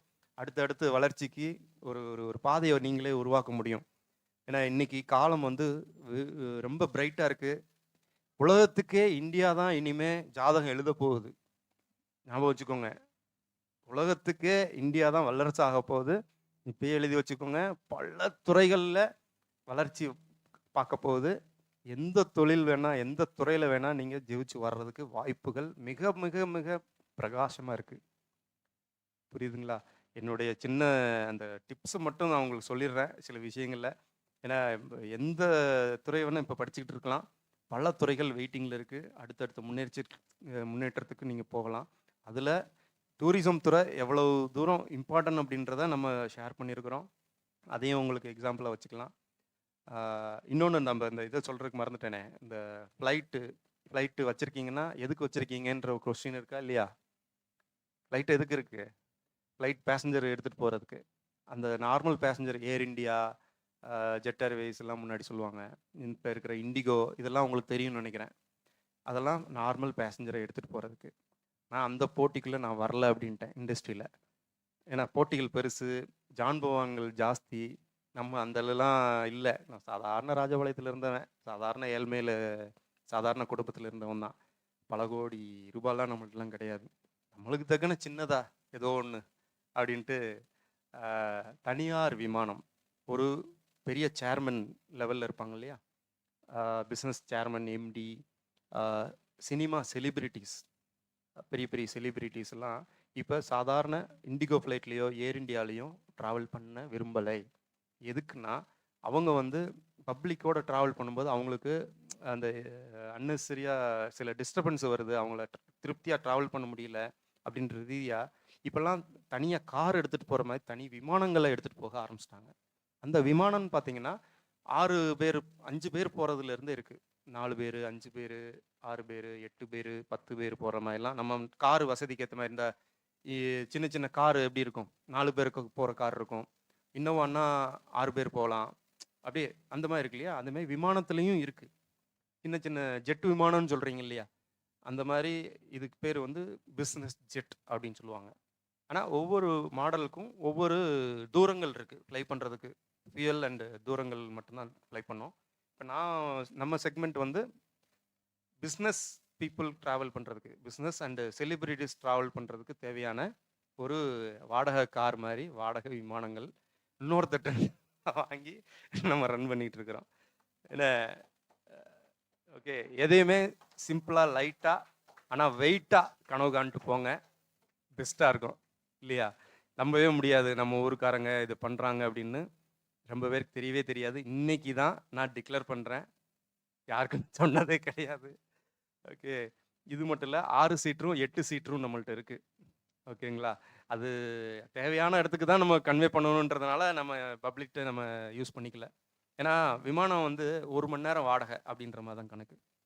அதனால் அதை போயிட்டுருக்குறோம். இது இல்லாமல் கார்கோ துறை, சரக்கு சரக்கு விமானங்கள் இருக்கு இல்லையா, அதுக்கும் நம்ம சில நம்மளே ஓன் ஹையர் பண்ணுறோம். வெளிநாட்டிலேருந்து கொஞ்சம் அக்ரிமெண்ட் நடந்துகிட்டு இருக்குது. நம்ம மதுரை தான் ஹப்பாக வைக்க போகிறேன். எப்பவுமே நான் என்னுடைய கனவு எப்படி தெரியுமா இருக்கும்? ராஜபாளையத்தில் பிறந்தவன், ராஜபாளையத்தில் படித்தவன், ராஜபாளையத்தில் சில விஷயங்களை செய்யணும், இதை ஒரு முன்னோடியாக காமிக்கணும். ஏன்னா இதை பார்த்து ரொம்பவே இன்ஸ்பயர் ஆவாங்க இல்லையா, வரட்டும் அப்படின்றது தான். ஏன்னா இந்த துறையை யாரும் காமிச்சு கொடுக்கல. உங்களுக்கு எத்தனை பேருக்கு தெரியும் இந்த மாதிரி துறைகள் இருக்குது அப்படின்னு? சொல்லுங்க, கொஞ்சம் கை தூக்குங்களேன். யாருக்கா தெரியுமா இப்படி ஒரு துறை இருக்குது? யாருக்குமே தெரியல இல்லையா? அதுக்காக தான் வாய்ப்பாக கொடுத்தார் இவர் சொல்கிறதுக்கு. ஆக்சுவலாக என்னுடைய பிளானிங்கை நெக்ஸ்ட் இயரு என்னுடைய 25வது வருடம் இந்த துறைக்குள்ள வந்து, அப்போ அந்த துறை 25வது வருடத்தை ரூரல் பகுதியான நம்ம பகுதியை மக்களுக்கு இந்த துறையை பற்றி பெரிய எக்ஸ்ப்ளோர் கொடுக்கணும். 3 நாள் ஒரு எக்ஸிபிஷன் வைக்கணும். விமானம் சம்பந்தமாக எல்லா பொருட்களையும் இங்கே கொண்டு வரணும். ஃபார் எக்ஸாம்பிள், ஒரு காக்பிட், விமானத்துக்கு உண்டான காக்பிட் இருக்கு இல்லையா, எப்படி பைலட் ஓட்டுவாங்க அப்படின்றத உட்காந்து ட்ரையல் பார்க்கணும் அவங்க. அதில் தான் இன்ட்ரெஸ்ட் உருவாகும். எப்படி நான் ஏர்போர்ட்டுக்கு போயிட்டு வந்து இந்த ஏர்போர்ட்டுக்குள்ளே ஜாப் போகணும் அப்படின்னு இன்ட்ரெஸ்ட் பண்ணணும், அதே மாதிரி அந்த விமானத்தில் பைலட் ஆகணும்னா அந்த இடத்துல உட்கார்ந்தாதான் அவருக்கு இன்ட்ரெஸ்ட் வரும். இன்னொன்று, இந்த விமானத்துறை ஏர்போர்ட்டுக்குள்ள 60க்கும் மேற்பட்ட டிபார்ட்மெண்ட்ஸ் இருக்கு. ஒன்லி விமானம் உள்ள மட்டும், ஒரு பில்டிங்குள்ள மட்டும் 60 வகையான வேலை வகைகள் இருக்கு. அது யாருக்குமே தெரியாது. படித்தவனுக்கும் சரி, படிக்காதவனுக்கும் சரி, ஸ்கில்ட் அண்ட் அன்ஸ்கில்ட் 2 பேருக்குமே உண்டு வேலை வாய்ப்புகள். இன்னைக்கு இந்தியாவில் உலகமே எதிர்பார்த்துட்டு இருக்கு விமானத்துறை, சுற்றுலாத்துறையிலையும். இந்த பர்டிகுலர் இந்தியன் கண்ட்ரி மிகப்பெரிய பூமை வெயிட் பண்ணிட்டு இருக்குது. அதுக்குண்டான வேலைகள் நடந்துட்டு இருக்கு. 100 கிலோமீட்டருக்கு ஒரு ஏர்போர்ட் இருக்கணும் கனவுல நம்ம இந்தியா வளர்ச்சிக்கு போயிட்டு இருக்கு. அது ஹெலிபேடாக இருக்கலாம், சின்ன விமானம் நிற்கிறதுக்கு உண்டான ஒரு விமான நிலையமாகவும் இருக்கலாம். அப்படின்றதுக்கு எக்ஸாம்பிள் சொல்லிக்கிறேன். அதுக்கு தேவையான பல ஒர்க் இருக்குது உள்ள, அலைடு ஒர்க்ஸ். அது எந்த டிகிரி படிச்சிருந்தாலும் சரி, நாலேஜ் மட்டும்தான், ப்ளஸ் இன்ட்ரெஸ்ட், கம்யூனிகேஷன், இந்த 3 மட்டும் இருந்ததுன்னா எந்த துறையிலையும் உள்ளே வரலாம். விமானத்துறை வெயிட் பண்ணிகிட்டு இருக்கு உங்களுக்காக. இதுதான் வளர்ந்து வர்ற ஜென்ரேஷனுக்கு நான் கொடுக்குற சின்ன மெசேஜ். அதை பார்த்துக்கோங்க. முடிஞ்சால் நல்ல இன்ட்ரெஸ்டோடு இருந்தீங்கன்னா எங்கள் கம்பெனிலேயே நீங்கள் ஜாயின் பண்ணலாம். சரிங்களா? ஏன்னா மதுரை ஹப்பாக வச்சு நான் அந்த கார்கோ டிவிஷனை ஸ்டார்ட் பண்ணுறேன். தனி விமானம் மதுரையிலேருந்து சிங்கப்பூருக்கு, ப்ளஸ் ஃபுல் கார்கோ பேசஞ்சர்கள். நான் போட்டிக்கே வரலைங்க அப்படின்றேன். போட்டி உலகத்தில் போய் சண்டை போடுறதுக்கு இல்லை, போட்டி இல்லாமல் ஒய்டு ஓப்பனாக மார்க்கெட் எங்கே இருக்கோ அதை ஃபோக்கஸ் பண்ணி போயிட்டுருக்கிறேன். என்னுடைய மாடலை வித்தியாசமாக டிஃப்ரெண்ட்டாக சிந்திச்சு போ, உன்னுடைய பாதை ஃப்ரீயாக இருக்கும் அப்படின்றது தான் என்னுடைய இது ஃபார்முலா. புரியுதா? அது மாதிரி இந்த சுற்றுலாத்துறையில் பல வருஷம் பல மக்களோட ட்ராவல் பண்ணி அந்த தலைமை ஏற்று சில பேர் எங்கூட ட்ராவல் பண்ணுவாங்க தெரியுமா. எங்களோட பல வருஷமாக ஒரே ஆள்கிட்டே இருந்து பண்ண சில பேரை தான் நம்ம கூப்பிட்டு வந்திருக்கிறோம். எனது நண்பர்கள், ரிலேட்டிவ்ஸ் எல்லாரும். மிஸ்டர் ரவிராஜா அவங்க இந்த விமானம் இல்லை, தட் மீன்ஸ் இந்த டூரிசம் துறையில் எவ்வளோ இன்ட்ரெஸ்டோட சில விஷயங்கள் நல்லா என்ஜாய் பண்ணியிருக்காங்க அப்படின்ற விஷயங்களை சில பேர் அவங்க கருத்துக்களை பகிர்வாங்க. நீங்களும் ஜஸ்ட்டு ஒரு இதாக கேளுங்க. இந்த துறையோட இம்பார்ட்டன்ட் உங்களுக்கு தெரிஞ்சுக்குவீங்க. அப்போ மன மகிழ்ச்சி மட்டும் இல்லை, பல சார்ந்து இருக்குது. அது எதுக்காக இந்த டூர் இது தொடங்கினாங்க, டூர் குரூப் ஆரம்பித்தாங்க அப்படின்றதுக்கு அவருக்கே தெரியும். இதுக்கு முன்னாடி கேள்விப்பட்டிருப்பீங்க, தீபாவளி சிட்டு, தீபாவளி பண்டு, அதெல்லாம் கேள்விப்பட்டிருப்பீங்க. அதெல்லாம் கடந்து அப்படியே சாப்பிட்டு போயிடுவோம், இல்லை வேறு எதாவது இருக்கும், என்ஜாய்மெண்ட்டு ஒரு இது இருக்காது. பட் அதுக்குன்னே ஆரம்பித்த ஒரு குரூப்பு தான் டூரிசம், மன மகிழ்ச்சிக்காக. அதை ஒரு கஸ்டமரு இதுக்கு முன்னாடி கொடுத்த அந்த நகைகளோ இந்த இதெல்லாம் கொடுப்பாங்க, ஒரு ஃபண்டெல்லாம் போட்டு சில விஷயங்கள்லாம் பண்ணுவாங்க. அவங்களுக்குள்ள எல்லாருக்கும் ஒரு மோதிரம் கொடுக்கறது, ஸ்வீட் கொடுக்கறது, பட்டாசுகள் கொடுக்கறது, அதில் கிடைக்காத மகிழ்ச்சி ஒரு தடவை ஃபஸ்ட் டைம் டூர் கூப்பிட்டு போன உடனே இனிமே இதை தான் மெயின்டைன் பண்ணணும்னு சொன்னாங்க அப்படின்னு சொல்லுவாங்க. அதை பற்றி சில விஷயங்கள் அவங்க ஷேர் பண்ணுவாங்க, நீங்களும் தெரிஞ்சுக்கோங்க. இது வரைக்கும் நீங்கள் பார்த்த கேட்ட விஷயங்கள்லாம் விசிபிள் ஆச்சா உங்கள் மைண்டில்? உங்களுக்கு என்னுடைய ஸ்பீச் சாட்டிஸ்ஃபைடாக இருந்ததா? தேங்க்யூ. ஏன்னா அடுத்த லெவல் நீங்களும் வளர்ந்து வரணும். எதுவாக இருந்தாலும் நம்ம பண்ணலாம். ஏதாவது கொஸ்டின் ஏதாவது இருந்தால் கொஞ்சம் பாருங்களேன், ரைஸ் பண்ணுங்களேன். ஜென்ரல் தான், எல்லாம் ஃப்ரெண்டாக தான் நம்ம ட்ரீட் பண்ணுறோம். நம்ம பேசுகிறதே ஒரு ஃப்ரெண்டை நான் ஷேர் பண்ணுற மாதிரி தான் இருக்கும்.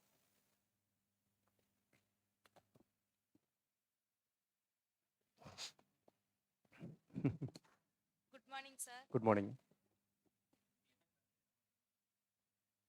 சார் ஃபர்ஸ்ட் இயர் படிக்கிறேன், பிஏ ஹிஸ்ட்ரி.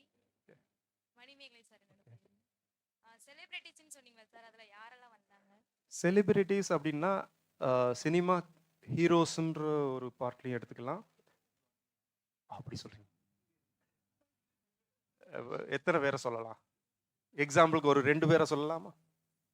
இன்னைக்கு ட்ரெண்டில் இருக்கிற பழைய ஆட்களை விட்டுருங்க, சிம்புவை சொல்லிக்கிங்களேன். சிம்பு நம்ம கஸ்டமர் தான், சூர்யா நம்ம கஸ்டமர் தான். வேற யாரு? இவர் அவர் பேர் என்ன, சியான். ஏன்னா இது பல இருக்கு வரிசையா, ஏன்னா சில இதெல்லாம் டிஸ்கஸ் பண்ண முடியாது. Okay, good.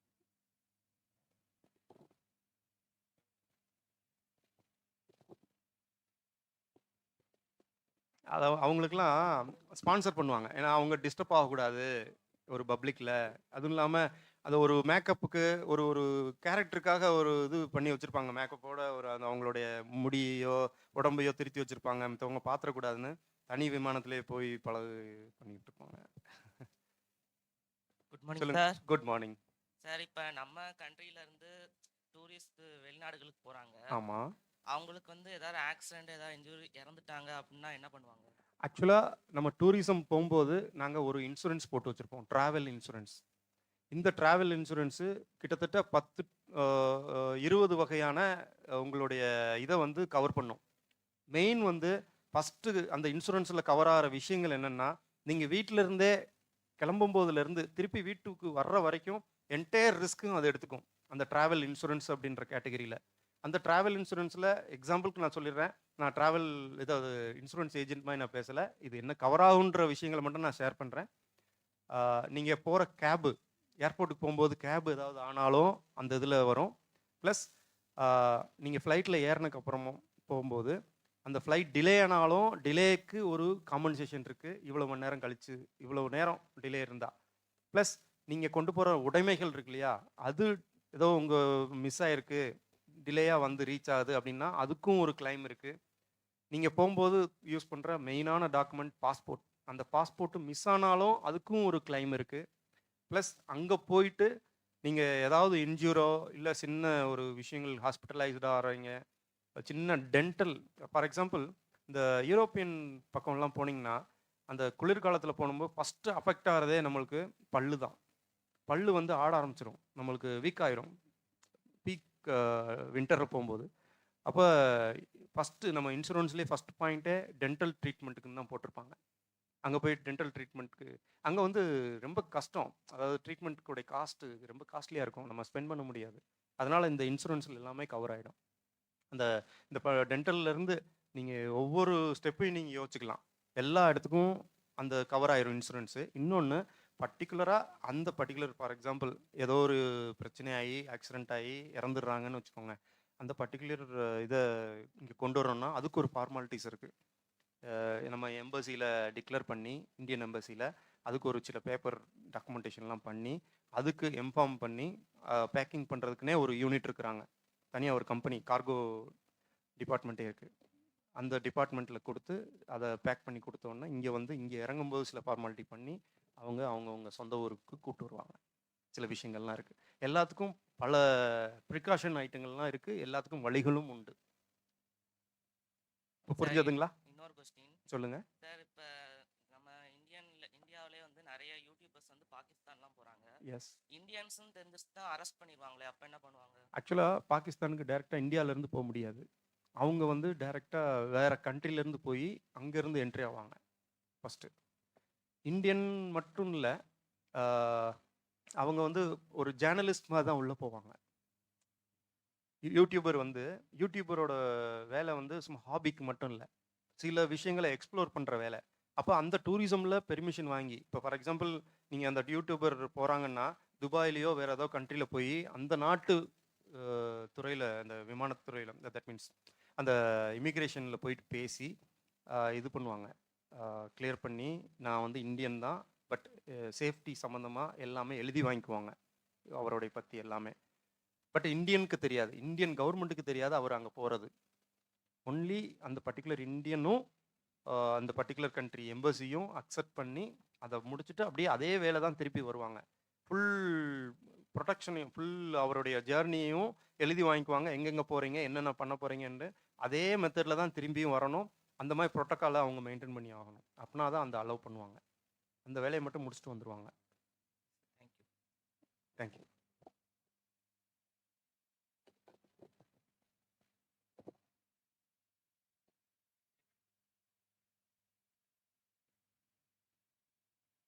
வேறு ஏதாவது கொஸ்டின்? நீங்கள் ஏதாவது வளர்ச்சிக்கு ஏதாவது பிளான் பண்ணுறீங்களா?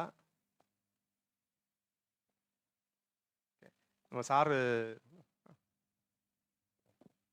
சார் சார் நீங்கள் உட்காருங்க. தேங்க்யூ. இப்போ வந்து சார் வந்து இது மட்டும் கிடையாது, ஃப்ளைட் மாத்திரம் கிடையாது, பேக்கேஜ் டூரு நிறைய டூர்ஸ்லாம் கூப்பிட்டு போயிருக்காங்க. சார் வர்றான்னு தெரிஞ்ச உடனே நம்மக்கிட்ட நிறைய பேர் வந்திருக்காங்க. அவங்களுடைய அனுபவத்தை ஒரு சிலதை ஷேர் பண்ண சொல்லுவோம்.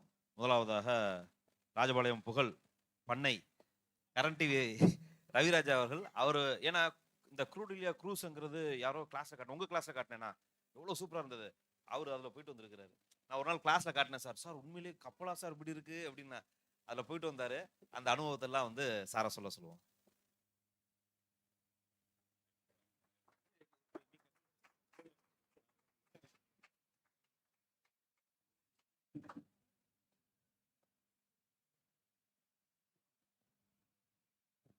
என்னோட பேர் வந்து ரவிச்சந்திர ராஜா.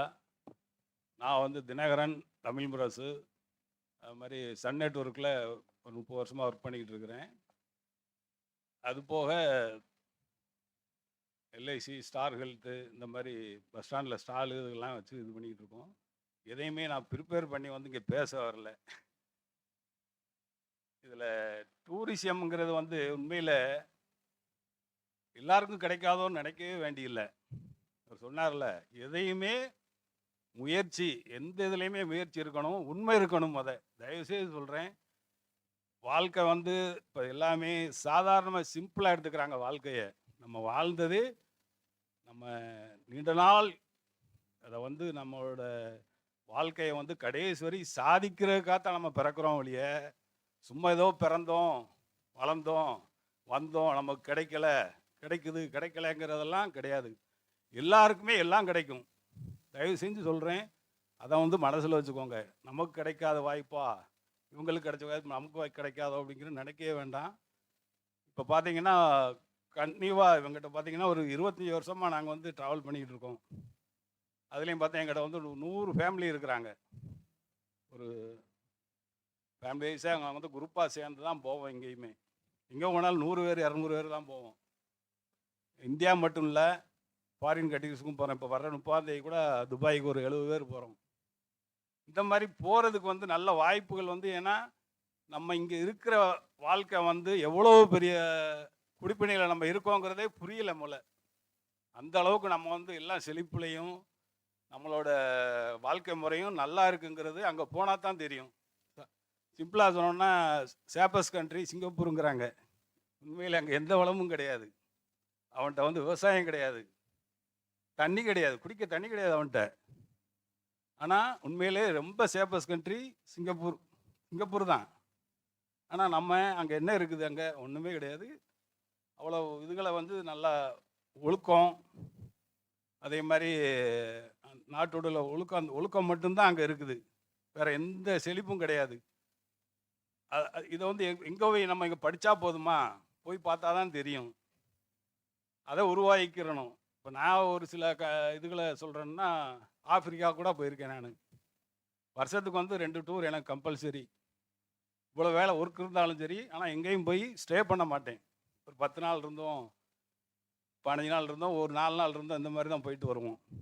ஆனால் மெயினாக சொல்கிறது பார்த்தா, எனக்கு அதிகமாக ஞாபகம் இருக்கிறது வந்து நெதர்லாந்து. நெதர்லாந்தில் பார்த்தீங்கன்னா -10 பூமியில் வந்து அடியில் இருக்குது. நீங்கள் படித்தாலே தெரியும். அதில் -10ல் வந்து மிஸ்டர் இருக்காது, ஒன்றும் இருக்கிறாது. அப்படியே ஃபுல்லாக ஏர். அங்கே பார்த்தா அங்கே வளமான இடம்.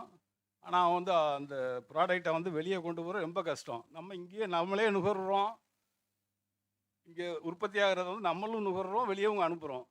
அந்த மாதிரி இது. அதே மாதிரி ரொம்ப ஏழ்மையான கண்ட்ரியில் ஒழுக்கங்கிறது அவ்வளவு அருமையாக இருக்குது. இந்தோனேசியா, இந்த தாய்லாந்து, இந்த மாதிரி இடங்கள்லாம் பார்த்தீங்கன்னா டூரிசம் வந்து அவ்வளோ பக்காவாக வச்சுருக்கான். நம்மளோட ஏழ்மையான கண்ட்ரி. காரணம் எங்கள் கூட வந்தாலும் நம்ம நினச்ச இடத்துலலாம் போகிறோம், துப்புறோம், எல்லாம் அசுத்தம் பண்ணுறோம்ல. சாதாரண எங்கள் கூட வந்தாலும் கைடு வந்து முதல்ல சொல்லுவாங்க, இந்த மாதிரி போகணும் வரணும்னு சொல்லுவாங்க. இந்த இடத்துல ஒரு குப்பையை போடக்கூடாது, எதுவும் துப்பிடக்கூடாதுன்னு. ஏன்னா எங்கள் கூட வந்தாலும் லேச பஸ்ஸில் நார்மலாக நம்ம ஏதாவது எந்த இடத்துல இறங்கும்போது அப்படியே எச்சில் இதுவும் வந்தால் டக்குன்னு துப்பிடுவோம். டக்குன்னு எந்த இடத்துலேருந்து வந்தாங்கன்னு தெரியல, பிடிச்சிட்டு போயிட்டாங்க அவனை. அந்த இடத்துலையே ஃபைன் பார்த்தீங்கன்னா 5000. அடுத்து என்ன சொல்கிறான், நாங்கள் போய் யாருமே ரெக்கமெண்ட் பண்ண முடியல. அடுத்து என்ன சொல்கிறான்னா, நீ வந்து இது வந்து ஃபஸ்ட் டைம், செகண்ட் டைம் இந்த இடத்துல எவ்வளோ ஏழ்மையான கண்ட்ரியில் அவ்வளோ கண்டிஷன் வச்சுருக்குறான். நம்ம இங்கே என்ன பண்ணுறோம், அடுத்து வந்து இந்த விசாவே கேன்சல் ஆகிரும், உனக்கு வந்து எங்கள் கண்ட்ரிக்கு நீ என்ட்ரி ஆக முடியாதுங்கிறான். அடுத்த டைம் பண்ணிட்டேன்னா அந்தளவுக்கு அவன் ஒழுக்கமாக இருக்கிறான் அந்த இடத்துல. அதே மாதிரி வாலண்டியர்ஸு ஒவ்வொரு கண்ட்ரிலையும் பார்த்து, இந்தோனேசியாவில் அவங்களே டிராஃபிக் பார்க்குறாங்க, செய்கிறாங்க. இந்த இதெல்லாம் போய் பார்த்தா தான் தெரியும். நம்ம அதே மாதிரி நாங்கள் போயிட்டு ஏதாவது ஒரு கண்ட்ரிக்கு போயிட்டு ஒரு மாதமாவது எங்களுக்கு வந்து இப்படி ஒழுக்கமாக இருக்கணுமோங்கிற மாதிரியே, ஒரு டிராஃபிக்கில் கூட இப்படி தான் இருக்கணுமோ அப்படிங்கிற மாதிரிலாம் தோணும். அதே மாதிரி இவங்க ட்ராவல்ஸ் பார்த்தீங்கன்னா கூட இருக்கிற மாதிரியே குரூப்பாக வந்தால் கூட வந்துடுவார். அப்படி இல்லைனாலும் இப்போ தனியாக ஏதாவது ஒரு 4 பேர் 5 பேர் போகிறாங்கன்னா அவங்களுக்கு வந்து அந்த டூரிசத்தில் வந்து எந்த ட்ரபிளும் இருக்காது. அவங்க டீம் வந்து பேசிக்கிட்டே இருப்பாங்க. என்ன எந்த இடத்துக்கு போனீங்க, வந்தீங்க, சாப்பிட்டீங்களா அப்படின்னு கேட்டுக்கிட்டே இருப்பாங்க. அந்த மாதிரி ஒரு அமைப்பு. 2வது சொன்னார்ல, இண்டிவிஜுவல் ஃப்ளைட்டு எல்லாமே அனுபவிச்சிட்டேன். சார்ட்டர் ஃப்ளைட்டில் போயிருக்கிறேன், ஹெலிகாப்டரில் போயாச்சு, ராஜபாளையத்து ஹெலிகாப்டரில் சுற்றணும். அதுபோக சமீபத்தில் ஆம்புலன்ஸு, ஏர் ஆம்புலன்ஸு ரெடி பண்ணிகிட்டு இருந்தார். அதில் எங்கள் லேண்டில் இறக்குற மாதிரி ஒரு பிளான்லாம் பண்ணிக்கிட்டு இருக்கோம். அவர் ஏற்பாடு பண்ணிக்கிட்டு இருக்கிறாரு. ஆம்புலன்ஸ் வந்து இப்போ ரொம்ப ரேராக பயன்படுத்த ஆரம்பிச்சிட்டாங்க. அவர் சொன்ன மாதிரி 100 கிலோமீட்டருக்கு ஒரு ஏர்போர்ட்டோ ஒரு இதோ வர்றதுக்கு வாய்ப்பு இருக்குது. அதே மாதிரி அவர் சில இதுகளை சொல்லலை. அவர் இன்ஸ்டியூட்டே ஆரம்பிக்கிறாரு. யாரை வச்சுன்னா, அந்த ஏர்போர்ட்டில் இருக்கிற சர்வீஸில் இருக்கிறவங்க வந்து ரிட்டையர்ட் ஆகியிருப்பாங்கள்ல, அவங்கள வச்சு ஒரு இன்ஸ்டியூட் ஆரம்பிக்கிறாரு. அது இன்னும் அவர் பப்ளிக் பண்ண மாட்டேங்காரு. ஏன் சொல்கிறேன்னா, அவர் சொன்ன மாதிரி 100 துறைகள் இருக்குது. அதில் எதுலனாலும் நம்ம போகலாம்.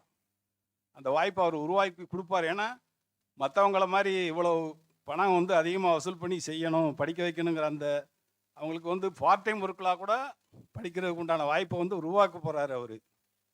அதாவது நம்ம ஒரு சில நேரங்களில் வந்து அவரை கூப்பிட்டு என்ன மாதிரி இன்னும் ஸ்டார்ட் பண்ணுறதுக்கு எப்படியும் ஒரு 6 மாதத்துக்குள்ளே ஸ்டார்ட் பண்ணிடுவார். அதை நீங்கள் பயன்படுத்தணும்னு நினச்சாலும் பயன்படுத்திக்கலாம்.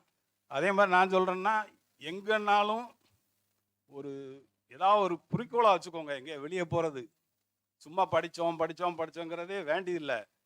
எங்கேயா ஒரு 3 மாதத்துக்கு ஒருக்கா 6 மாதத்துக்கு ஒருக்கா ஒரு இடத்துக்கு லோக்கலில் கூட எங்கேயா ஒரு இடத்துக்கு நல்லா ஒரு இடத்துக்கு டூர் மாதிரி போகிறது வைக்கிறத ஒரு பழக்கமாக வச்சுக்கோங்க. உங்களுக்கு அதுதான் என்டர்டைமாக இருக்கும். எதையும் நான் ப்ரிப்பேர் பண்ணி பேசலை, எனக்கு தெரிஞ்சதை சொல்லியிருக்கேன்.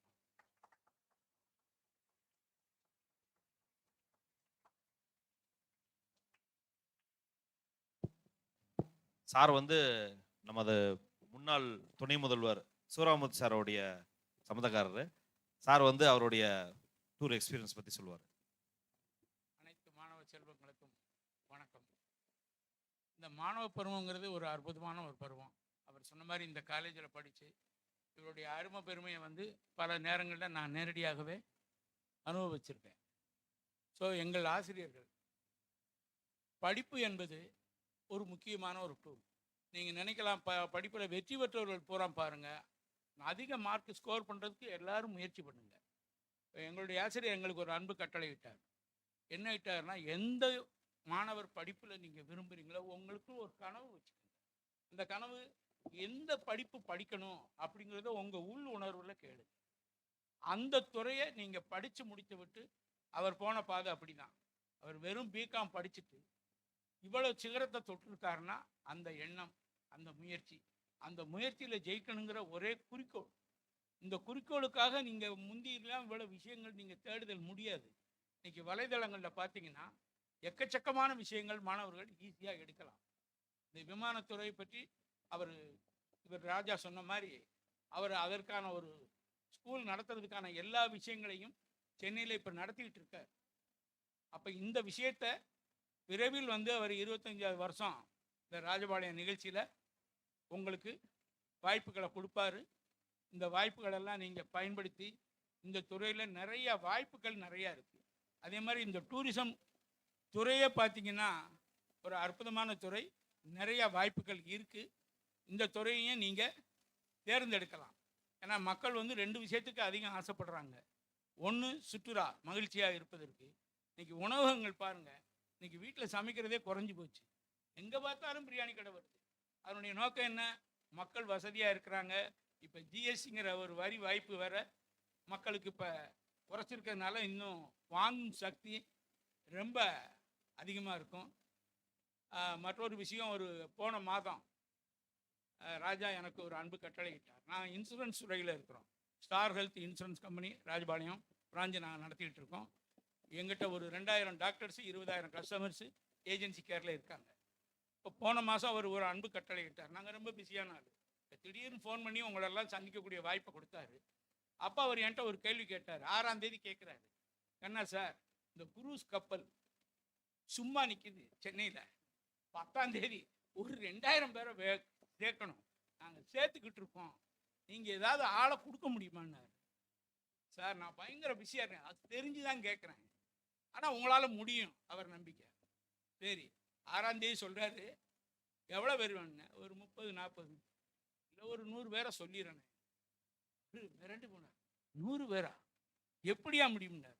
நான் ஒரு ஃபோன் போட்டேன் சென்னைக்கு, எங்கிட்ட இன்சூர் பண்ண ஆளுக்கெல்லாம், எல்லாரும் 10,000 குரூஸ் கப்பலுக்குள்ளவா, ஒரு நாள் பூரா அவனையும் உள்ளே வச்சுருவோம், 8 நேரம் சாப்பாடு. உண்மையிலேயே அந்த நிகழ்ச்சி வந்து இவங்க என்னை கூட்டிகிட்டு போன எல்லாருக்கும் அதிர்ச்சி. இப்போ ராஜா போன அதே குரூஸ்க்கு வந்து வசதியான ராஜா, அவர் 40,000 கொடுத்து போனார். வெறும் 10,000 கொடுத்துக்கிட்டு அதுலேயும் ஒரு பேரம், சார் உங்களுக்கு ஒரு டிக்கெட்டுக்கு 1000 ரூபா தாரேன், இவர் 1000 ரூபா தாரேன். அப்போ நான் ஆசைப்பட்டிருக்கலாம்ல, இந்த 100 பேருக்குன்னா 1 லட்சம் கிடைக்கும்னு. ஒரே ஒரு விஷயம், அதாவது நீங்கள் கொடுக்க பழகிட்டீங்கன்னா பணம் உங்களுக்கு கொட்டிக்கிட்டே இருக்கும். நான் சொன்னேன், வர்றது கூட என் நண்பர்கள், இந்த 1000 வேண்டாம், அவர்கிட்ட இன்னொரு வேண்டுதல் வச்சேன், நீ வாட்டுக்கு கப்பலில் கூட்டு போய், நல்லா தெரிஞ்சுக்கிங்க, கப்பலில் 3 அடுக்குக்கு வந்து தண்ணிக்குள்ளேயே நம்ம எங்கே இருக்கன்னு தெரியாது, அது அண்டர் கிரவுண்டு, பள்ளத்துக்குள்ளே கிடப்போம்.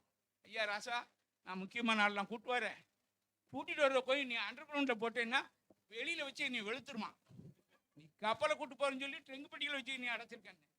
இந்த 1000 வேண்டாம், இன்னொரு 500 ரூபாய் கப்பல்காரனையும் நீங்களே போட்டுக்குங்க. 1500 ரூபாயில் ஒவ்வொருத்தருக்கும் 2 பேர் இருக்கணும், 4 பேர் வந்தால் 4 பேர் இருக்கணும், தனி ஏசி ரூமாக இருக்கணும், அதில் பாத்ரூம் லெட்டின்லாம் இருக்கணும். இதை சொன்னோடனே அவர் சிரிக்காரு.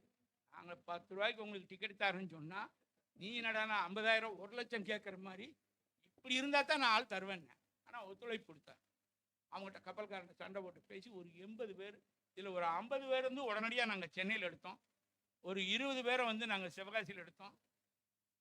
இந்த ஒரு டூர் எங்களுக்கு 10ஆம் தேதி காலையில் போயிட்டு 11ஆம் தேதி அடுத்த நாள் வந்த விஷயம் வந்து இந்த மக்களுக்கு கூட வந்தவங்களுக்கு எல்லாம் மிகப்பெரிய மகிழ்ச்சி. அடுத்த வருஷம் நாங்கள் ஒரு 300 பேரை ரெடி பண்ணுறோம். எத்தனை பேர்? அது பூராமே ராஜபாளையத்தில் ரெடி பண்ணலான்னு இருக்கோம். அவர்கிட்ட சொல்லியிருக்கேன். அடுத்த கப்பல் இப்போ அது எங்கே ஓடிக்கிட்டு இருக்குன்னா மும்பையிலேருந்து லட்சத்தீவு போயிட்டு இருக்கு அந்த கப்பல். அது உண்மையிலே வந்து இந்த கப்பல்ங்கிறது ஒவ்வொரு இளைஞர்களும் பார்க்க வேணும். இது 10,000ங்கிறது ஒரு பெரிய வேலை இல்லை. நீங்கள் சேமிப்பு பண்ணிய நீங்கள் நினச்சா அவரோட பேசி உங்கள் ஸ்டூடெண்ட்டுக்கெல்லாம் ஒரு கன்செஷன் பண்ணி அது நம்ம தான் கொடுக்கணும். கப்பலை விற்று கூட நாங்கள் அந்த டூரை பார்க்கும்போது பார்த்தீங்கன்னா நம்ம ஆள் பண்ணுற அழிம்பு இந்த 10 ரூபாயை கொடுத்து போட்டு சாப்பாடு அவ்வளோ வைக்கிறோம். ஆனால் இந்தியர்கள் மேலே எங்களுக்கு இன்னொரு மிகப்பெரிய வருத்தம். நீங்கள் இதில் ஒரு நல்ல விஷயம் கற்றுக்கங்க. எங்கே ஒரு இடத்துல ஃபுட்டு இலவசமாக கொடுத்தாலும் தயவு செய்து உங்களுக்கு என்ன தேவையோ அதை மட்டுமே எடுங்க. நான் எல்லா இடங்களையும் அதை வலியுறுத்து. நமக்கு இன்னைக்கு என்ன தேவை நிறைய இருக்குது, பரவாயில்ல சாப்பிடுங்க. என்ன சாப்பிட முடியுதோ அதை எடுங்க. அதில் ரொம்ப கம்மியாக சாப்பிட்டதில் நானும் அவருமா தான் இருக்கேன். இவங்களை எல்லாம் சாப்பிட வைப்பாங்க. ஏன்னா சாப்பிட்றத அவங்களை சாப்பிட வைக்கிறதுல எங்களுக்கு ஒரு பெரிய சந்தோஷம் இருந்தது. ஆனால் இவங்க எடுத்துகிட்டு போய் அந்த கப்பலை போய் கொட்டுறாங்க பாருங்க. அது பார்க்கும்போதே எனக்கு இந்தியர்கள் மேலே ஒரு கோபம். ஒரு நாட்டில எல்லாம் அவர் சொன்ன ராஜா சொன்ன மாதிரி 10 பேரை பிடிச்சி வச்சுட்டான். அவன் ஒரு ஹோட்டலில் போகிறான், உட்காடுறான். அளவுக்கு வரைக்கும் ஆர்டர் பண்ணும்போது அவன் கல்லாப்பட்டியிலே சொல்லியிருக்கான், உங்கள் ஆர்டர் ஜாஸ்தியாக இருக்குது, கொஞ்சமாக கொடுங்க. நம்ம மன்னாரங்கமணி மாதிரி கொடுன்ட்டான். அவன் அதுக்குள்ளே அவன் போலீஸுக்கு ஃபோன் பண்ணி வச்சுட்டான், இங்கே இந்தியர்கள் 10 பேர் வந்திருக்கான், வந்து எல்லாத்தையும் பிடிச்சிட்டு போயிருங்கன்னு. போட்டை விட்டு சாப்பிட முடியாமல் தக்கில் இருக்குது. நம்மான்னு நினச்சிக்கிட்டு இருக்கேன், நம்ம ஆனந்தால சாப்பிட்டோம், அந்த குப்பை தொட்டில் தொட்டு நம்ம குப்பை தானே. குப்பை தொட்டில் தொட்டுறவனுக்கு இதை நீங்கள் வந்து ஒரு 100 பேர்ட்ட மாணவர்கள் சொல்லணும். எந்த ஒரு இடத்துலையும் இந்த ஃபுட் வேஸ்ட், அது மாதிரி எங்கள் ஃபேமிலியில் நான் ஃபுட்டு சாப்பிட போனோன்னா நான் ஆர்டரே கொடுக்க மாட்டேன். பசங்க எல்லாரும் சாப்பிடுவாங்க. மக்களே நீங்கள் சாப்பிட்டு ஏதாவது மிச்சம் இருந்தால் அதில் கொஞ்சம் கொஞ்சம் எடுத்துக்கிடும். ஏன்னா நம்ம ஒன்றும் ஆர்டர் கொடுக்க அவங்க முடிவு பண்ணிட்டாங்க, அப்பா தான் கரெக்டாக சரியான ஆள். ஏன்னா எதுவும் கொடுக்க மாட்டேன். நான் ஒன்லி பியூர் வெஜிடேரியன். ராஜா என்னை கூப்பிட்டு போய் நான் சாப்பிட்டேன். அவர் என்னோட கட்சிக்கார், அவர் எங்கேயும் அதையும் சாப்பிட மாட்டேங்கார். ஆனால் நான் கூட போனவங்களுக்கு எல்லாமே மிகப்பெரிய ஒரு சந்தோஷம் இருந்தது. நீங்கள் மனதில் ஆழ்ந்த ஒரு கருத்தை நல்லா படிங்க. படித்து உங்களுக்கு இந்த இது டூர் காலேஜ் மேலே எங்களுக்கு ஒரு பெரிய சந்தோஷம் என்னென்னா, நாங்கள்லாம் காலேஜ் கூட நாங்கள் போகல. நாங்கள் அந்த காலத்தில் எக்ஸிக்யூட்டிவ் முடிச்சுட்டு ஆட்டோமொபைல் இன்ஜினியரிங் முடிச்சுட்டு இன்றைக்கி நான் பார்க்குற வேலை பார்த்தீங்கன்னா படிப்பை மட்டும் ஒரு டூலாக நினைங்க. ஒரு ஸ்பானர் என்ன செய்யும்? ஜென்ரேட்டரை கழட்டும், கப்பலை கழட்டும், சைக்கிளை கழட்டும். படிப்பு என்பது உங்கள் உள் ஆள் மனசில் ஒரு எண்ணத்தை ரெடி பண்ணுங்க. அதுதான் நம்ம கலாம் ஐயா சொன்னது. அவரை நாங்கள் நேசித்தோம். கனவுன்னா தூங்காத கனவு. அவர் கனவத்தை நான் இந்த சிஓங்கிற லெவலில் அவர் போயிருக்காருன்னா அது எவ்வளோ பெரிய சாதனை. சாதாரண ஒரு கிராமத்தில் பிறந்து எந்த அடிப்படை வசதி இல்லாமல், சப்போர்ட் இல்லாமல் இன்னைக்கு ஒரு விமானத்தை எடுத்து நடத்தக்கூடிய வல்லமை. அப்போ ஒரு நாள் இவர் சொன்னோன்னே நான் போயிட்டு அதை முடிச்சுட்டு ஒரு நாள் என்னோட இருங்கன்னு என்னை கூப்பிட்டு போகிறார். கூட்டிகிட்டு போனால் எங்கள் பையன் ஒருத்தர் பெரிய பையன் மலேசியாவில் இருக்கார். 2 பையங்க 2 பேருமே இன்ஜினியர். நாங்கள் ஏர்போர்ட்டுக்கு போகிறதுக்கு ஒரு வழி இருக்கு. ஒரு காரை பார்த்து நான் வேந்தேன். இவர் போகாத வழியில் இந்த கார் போகுது. தெரியாமல் காரை ஓட்டாதீங்க ரசான்னு நான் சத்தம் போடுறேன். இல்லை என் கார் போனால் அந்த கேட்டு திறக்குங்கிறார் எனக்கு. அப்போ கோடி வச்சுருந்தா கூட இந்த கார் போகாது. அந்த கார் யார் லைனில் போகுதுன்னா ஏர் இந்தியா அலுவலர்கள், ஏர் இந்தியா அதிகாரிகள், மினிஸ்டர்கள், முக்கிய உயர் அதிகாரிகள் போகிறதுக்குன்னு ஒரு ட்ராக் வச்சுருக்கான். அந்த ட்ராக்கில் இவர் வண்டியில் எனக்கு ஸ்டிக்கர் இருக்குது தெரியாது, இவர் தான் ஓட்டுறாரு. பிரசாத் பாதை மாறி போகிறீங்க, நம்ம ரைட்டில் போகணுங்க. அதெல்லாம் கிடையாது, நான் லெஃப்டில் தான் போவேங்க. ஏன்னா லெஃப்டில் போகக்கூடாதுன்னு எனக்கு தெரியும். ஏன்னா அந்த பாதை வந்து டேஞ்சர் போட்டிருப்பான். அந்த ஸ்டிக்கரோ அந்த அனுமதினா ஆளை பிடிச்சி உள்ளே வச்சிருவான். இவர் வாட்டுக்கு அதில் ரைட்டு லெஃப்ட் எடுத்து போகிறாரு. எனக்கு பதட்டமாக இருக்குது. என்ன ராசானே? இல்லை வண்டிக்கு அந்த அனுமதி இருக்குது அப்படிங்கிறார். அப்போ ஒரு உழைப்புனால அதுக்கு சொல்கிறாரு, மத்திய அரசனுடைய 2 எம்பெல்லாம் அதுக்குள்ள ஸ்டிக்கரில் இருக்குது. அதை அனலைஸ் பண்ணி எடுக்குது இவர் வண்டியை. எங்கே வேணாலும் போகிறாரு, நிப்பாட்டுறாரு, ஒரு இடத்துல நிப்பாட்டுறாரு. ராசா நீ நம்ம வந்து ஒன்றும் சொல்ல மாட்டோம். அப்போ ஒரு மனிதன் பணம் மட்டும் சம்பாதிக்கல, பணத்தையும் தாண்டி தன்னுடைய உழைப்புனால மிகப்பெரிய சிகரத்தை தொட்டிருக்காரு. இந்த காலேஜில் படித்து பெருமைப்படுத்தி உங்களை மாதிரி இந்த மாதிரி இளைஞர்களும் இளைஞர்களும் இன்னும் ரொம்ப மேன்மையை நீங்கள் அடையணும். ஸோ இது அருமையான ஒரு சந்தர்ப்பம் கொடுத்த இந்த நிர்வாகத்திற்கு நன்றி சொல்லி நீங்கள் இவர்கிட்ட நிறைய விஷயங்களை லேர்ன் பண்ணுங்க. மற்றொரு நாள் வந்து உங்கள் நிர்வாகத்திட்ட சொல்லிட்டு இன்சூரன்ஸ் ஃபார் ஆல் அப்படிங்கிற பல விஷயங்களை உங்களுக்கு கற்றுக் கொடுக்குறோம். வாய்ப்புகள் நிறைய இருக்கு. வாழ்த்துக்கள். நன்றி. Thank you sir. அத்துடன் நான் சின்ன ஒரு மெசேஜையும் சொல்லிக்கிறேன். யாருக்காவது இந்த துறையில் இந்த விமானங்கள்லாம் எப்படி பறக்குது, இந்த பறக்கிறதுக்கு யார் இயக்குறாங்க, இயக்குறது கேப்டன் மட்டும் கிடையாது. இறங்கும்போது ஏறும்போது ஃப்ளை பண்ணிக்கிட்டு இருக்கும்போது சில கட்டுப்பாடுகள், அந்த கண்ட்ரோல் டவர்னு சொல்லுவாங்க, அந்த சேட்டலைட் கண்ட்ரோல், இதெல்லாம் நீங்கள் இன்ட்ரெஸ்ட் ஏதாவது இருந்தீங்கன்னா நான் கூட்டு போகிறேங்க. நான் விருப்பப்பட்டு யார் இருந்தாலும் சரி, சென்னைக்கு நானே, யாரும் கேட்க மாட்டாங்க அந்த விஷயங்களை. யாராவது எனக்கு ரொம்ப பிடிச்சவங்க, ரொம்ப யங் ஃபெல்லோஸ் உங்களை மாதிரி டீம் யாராவது எனக்கு இந்த துறையெல்லாம் ரொம்ப இன்ட்ரெஸ்ட் இருக்குது, எப்படி இயங்குது, எப்படி அவங்க கண்ட்ரோல் பண்ணுறாங்க, எப்படி ஃப்ளைட் இறங்குது, எப்படி ஏறுது, ஃப்ளை பண்ணிகிட்டு இருக்கானே, ரோடு கிடையாது, ஒன்றும் கிடையாது, ரூட்டு கிடையாது, எப்படி அவன் ஒவ்வொருத்தனும் மோதிக்க மாட்டானா அப்படின்றதெல்லாம் தெரியும். பட் இதை தெரிஞ்சவங்களுக்கு, இன்ட்ரெஸ்ட் உள்ளவங்களுக்கு கூப்பிட்டு போயிருக்கிறேன். பல பேர், நானே யாராவது என் கெஸ்ட்டு வீட்டுக்கு வந்தாங்கன்னா போமா பார்ப்போமா, அந்த இடத்துக்கு எவனாலையும் போக முடியாது. அந்த இடத்துக்கு எப்படி அங்கே உள்ள ஸ்டாஃபே போக முடியாது.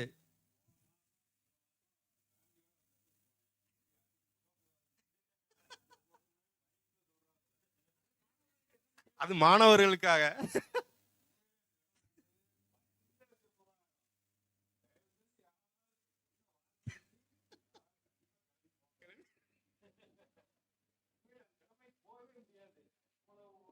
அங்க ஏர்போர்ட்ல வேலை பார்த்தவங்களே போக முடியாது, அலௌடு கிடையாது.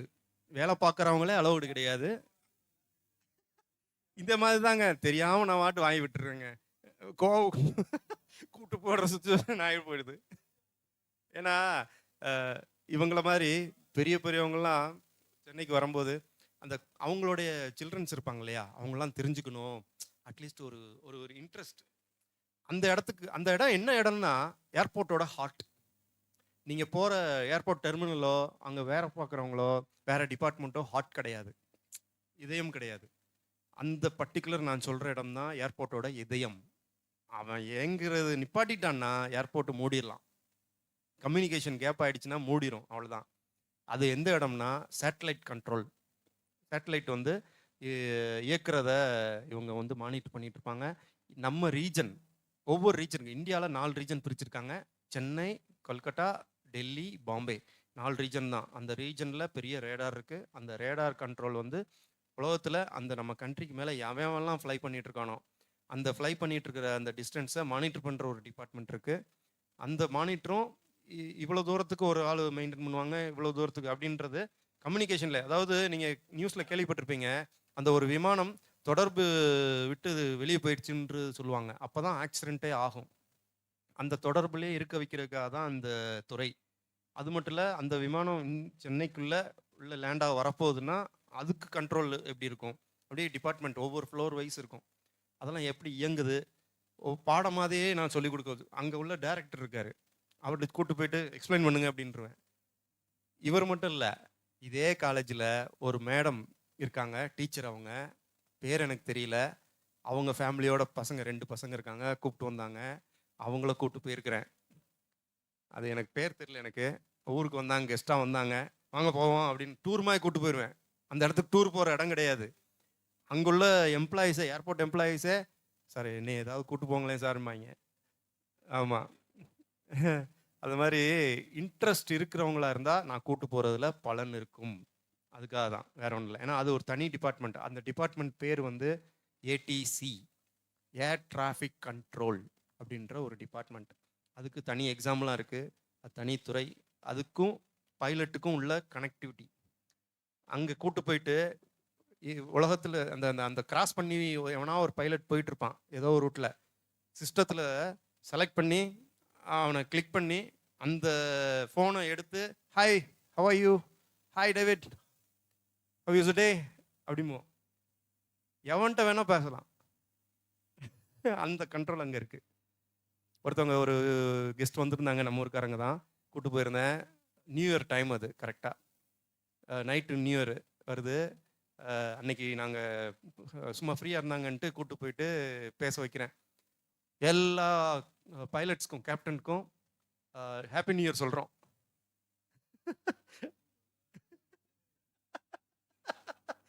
அந்த மாதிரிலாம் நடந்திருக்குது. அந்த மாதிரி சம்திங் நீங்கள்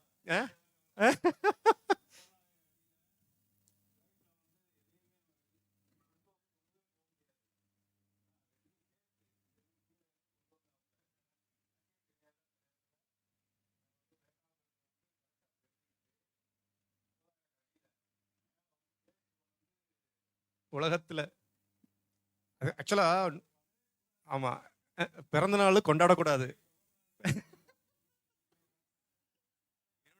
என்னோட வீக்னஸே இதாங்க.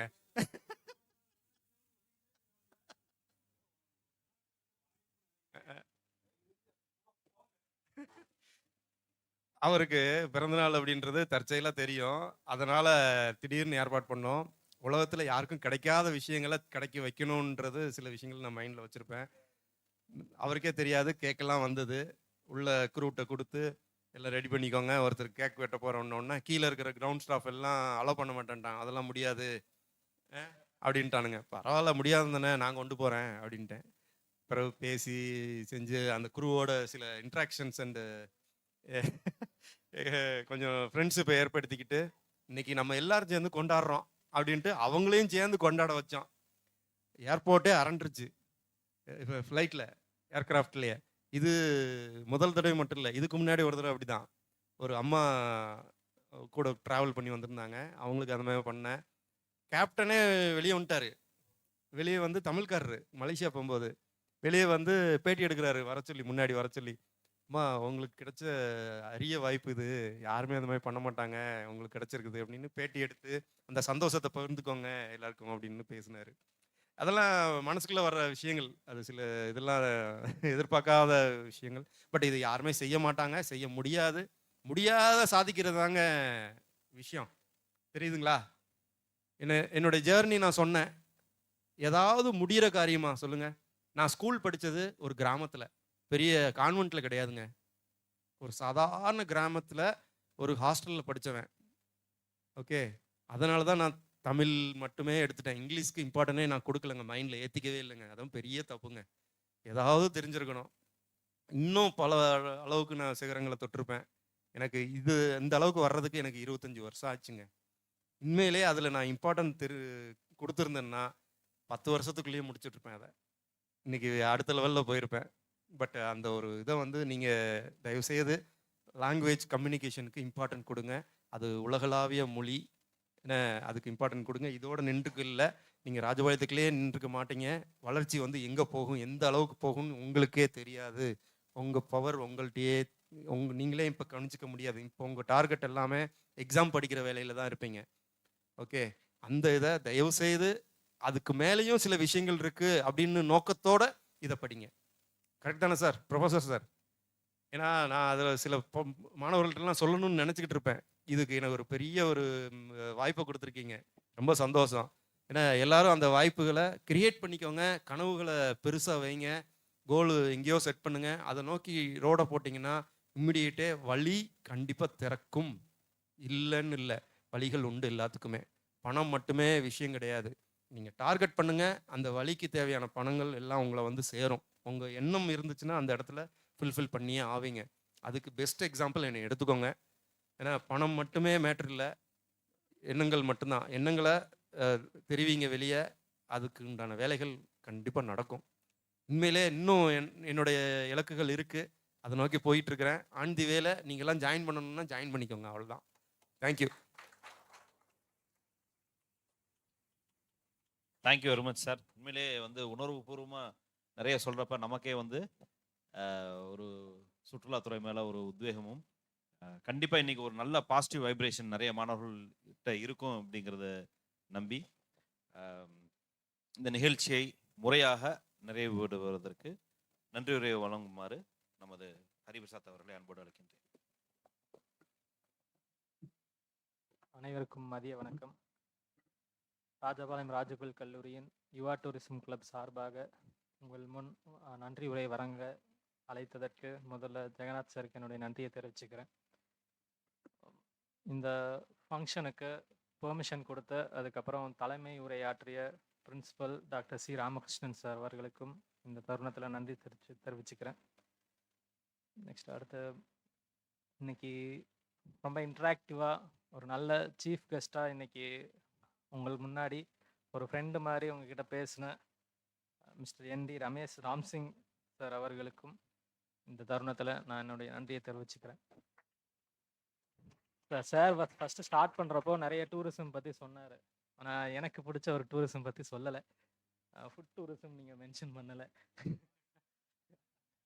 அதனால் ஸோ இந்த காலகட்டத்தில் ஃபுட் டூரிசம் அப்படிங்கிறது இப்போது நிறைய டெவலப்மெண்ட்டில் இருக்கிற ஒன்று. இப்போ நீங்கள் வர்றதுக்கு முன்னாடி கூட இங்கே யூடியூப்லலாம் என்ன வீடியோ பார்த்துட்டு இருந்தீங்க? சாப்பாடு தான் கரெக்டாக. ஸோ ஃபுட் டூரிசம் நான் அதில் தான் கொஞ்சம் எக்ஸ்பர்ட்னு நினைக்கிறேன். பசங்கள்ட்டையும் சொல்லியிருக்கேன்.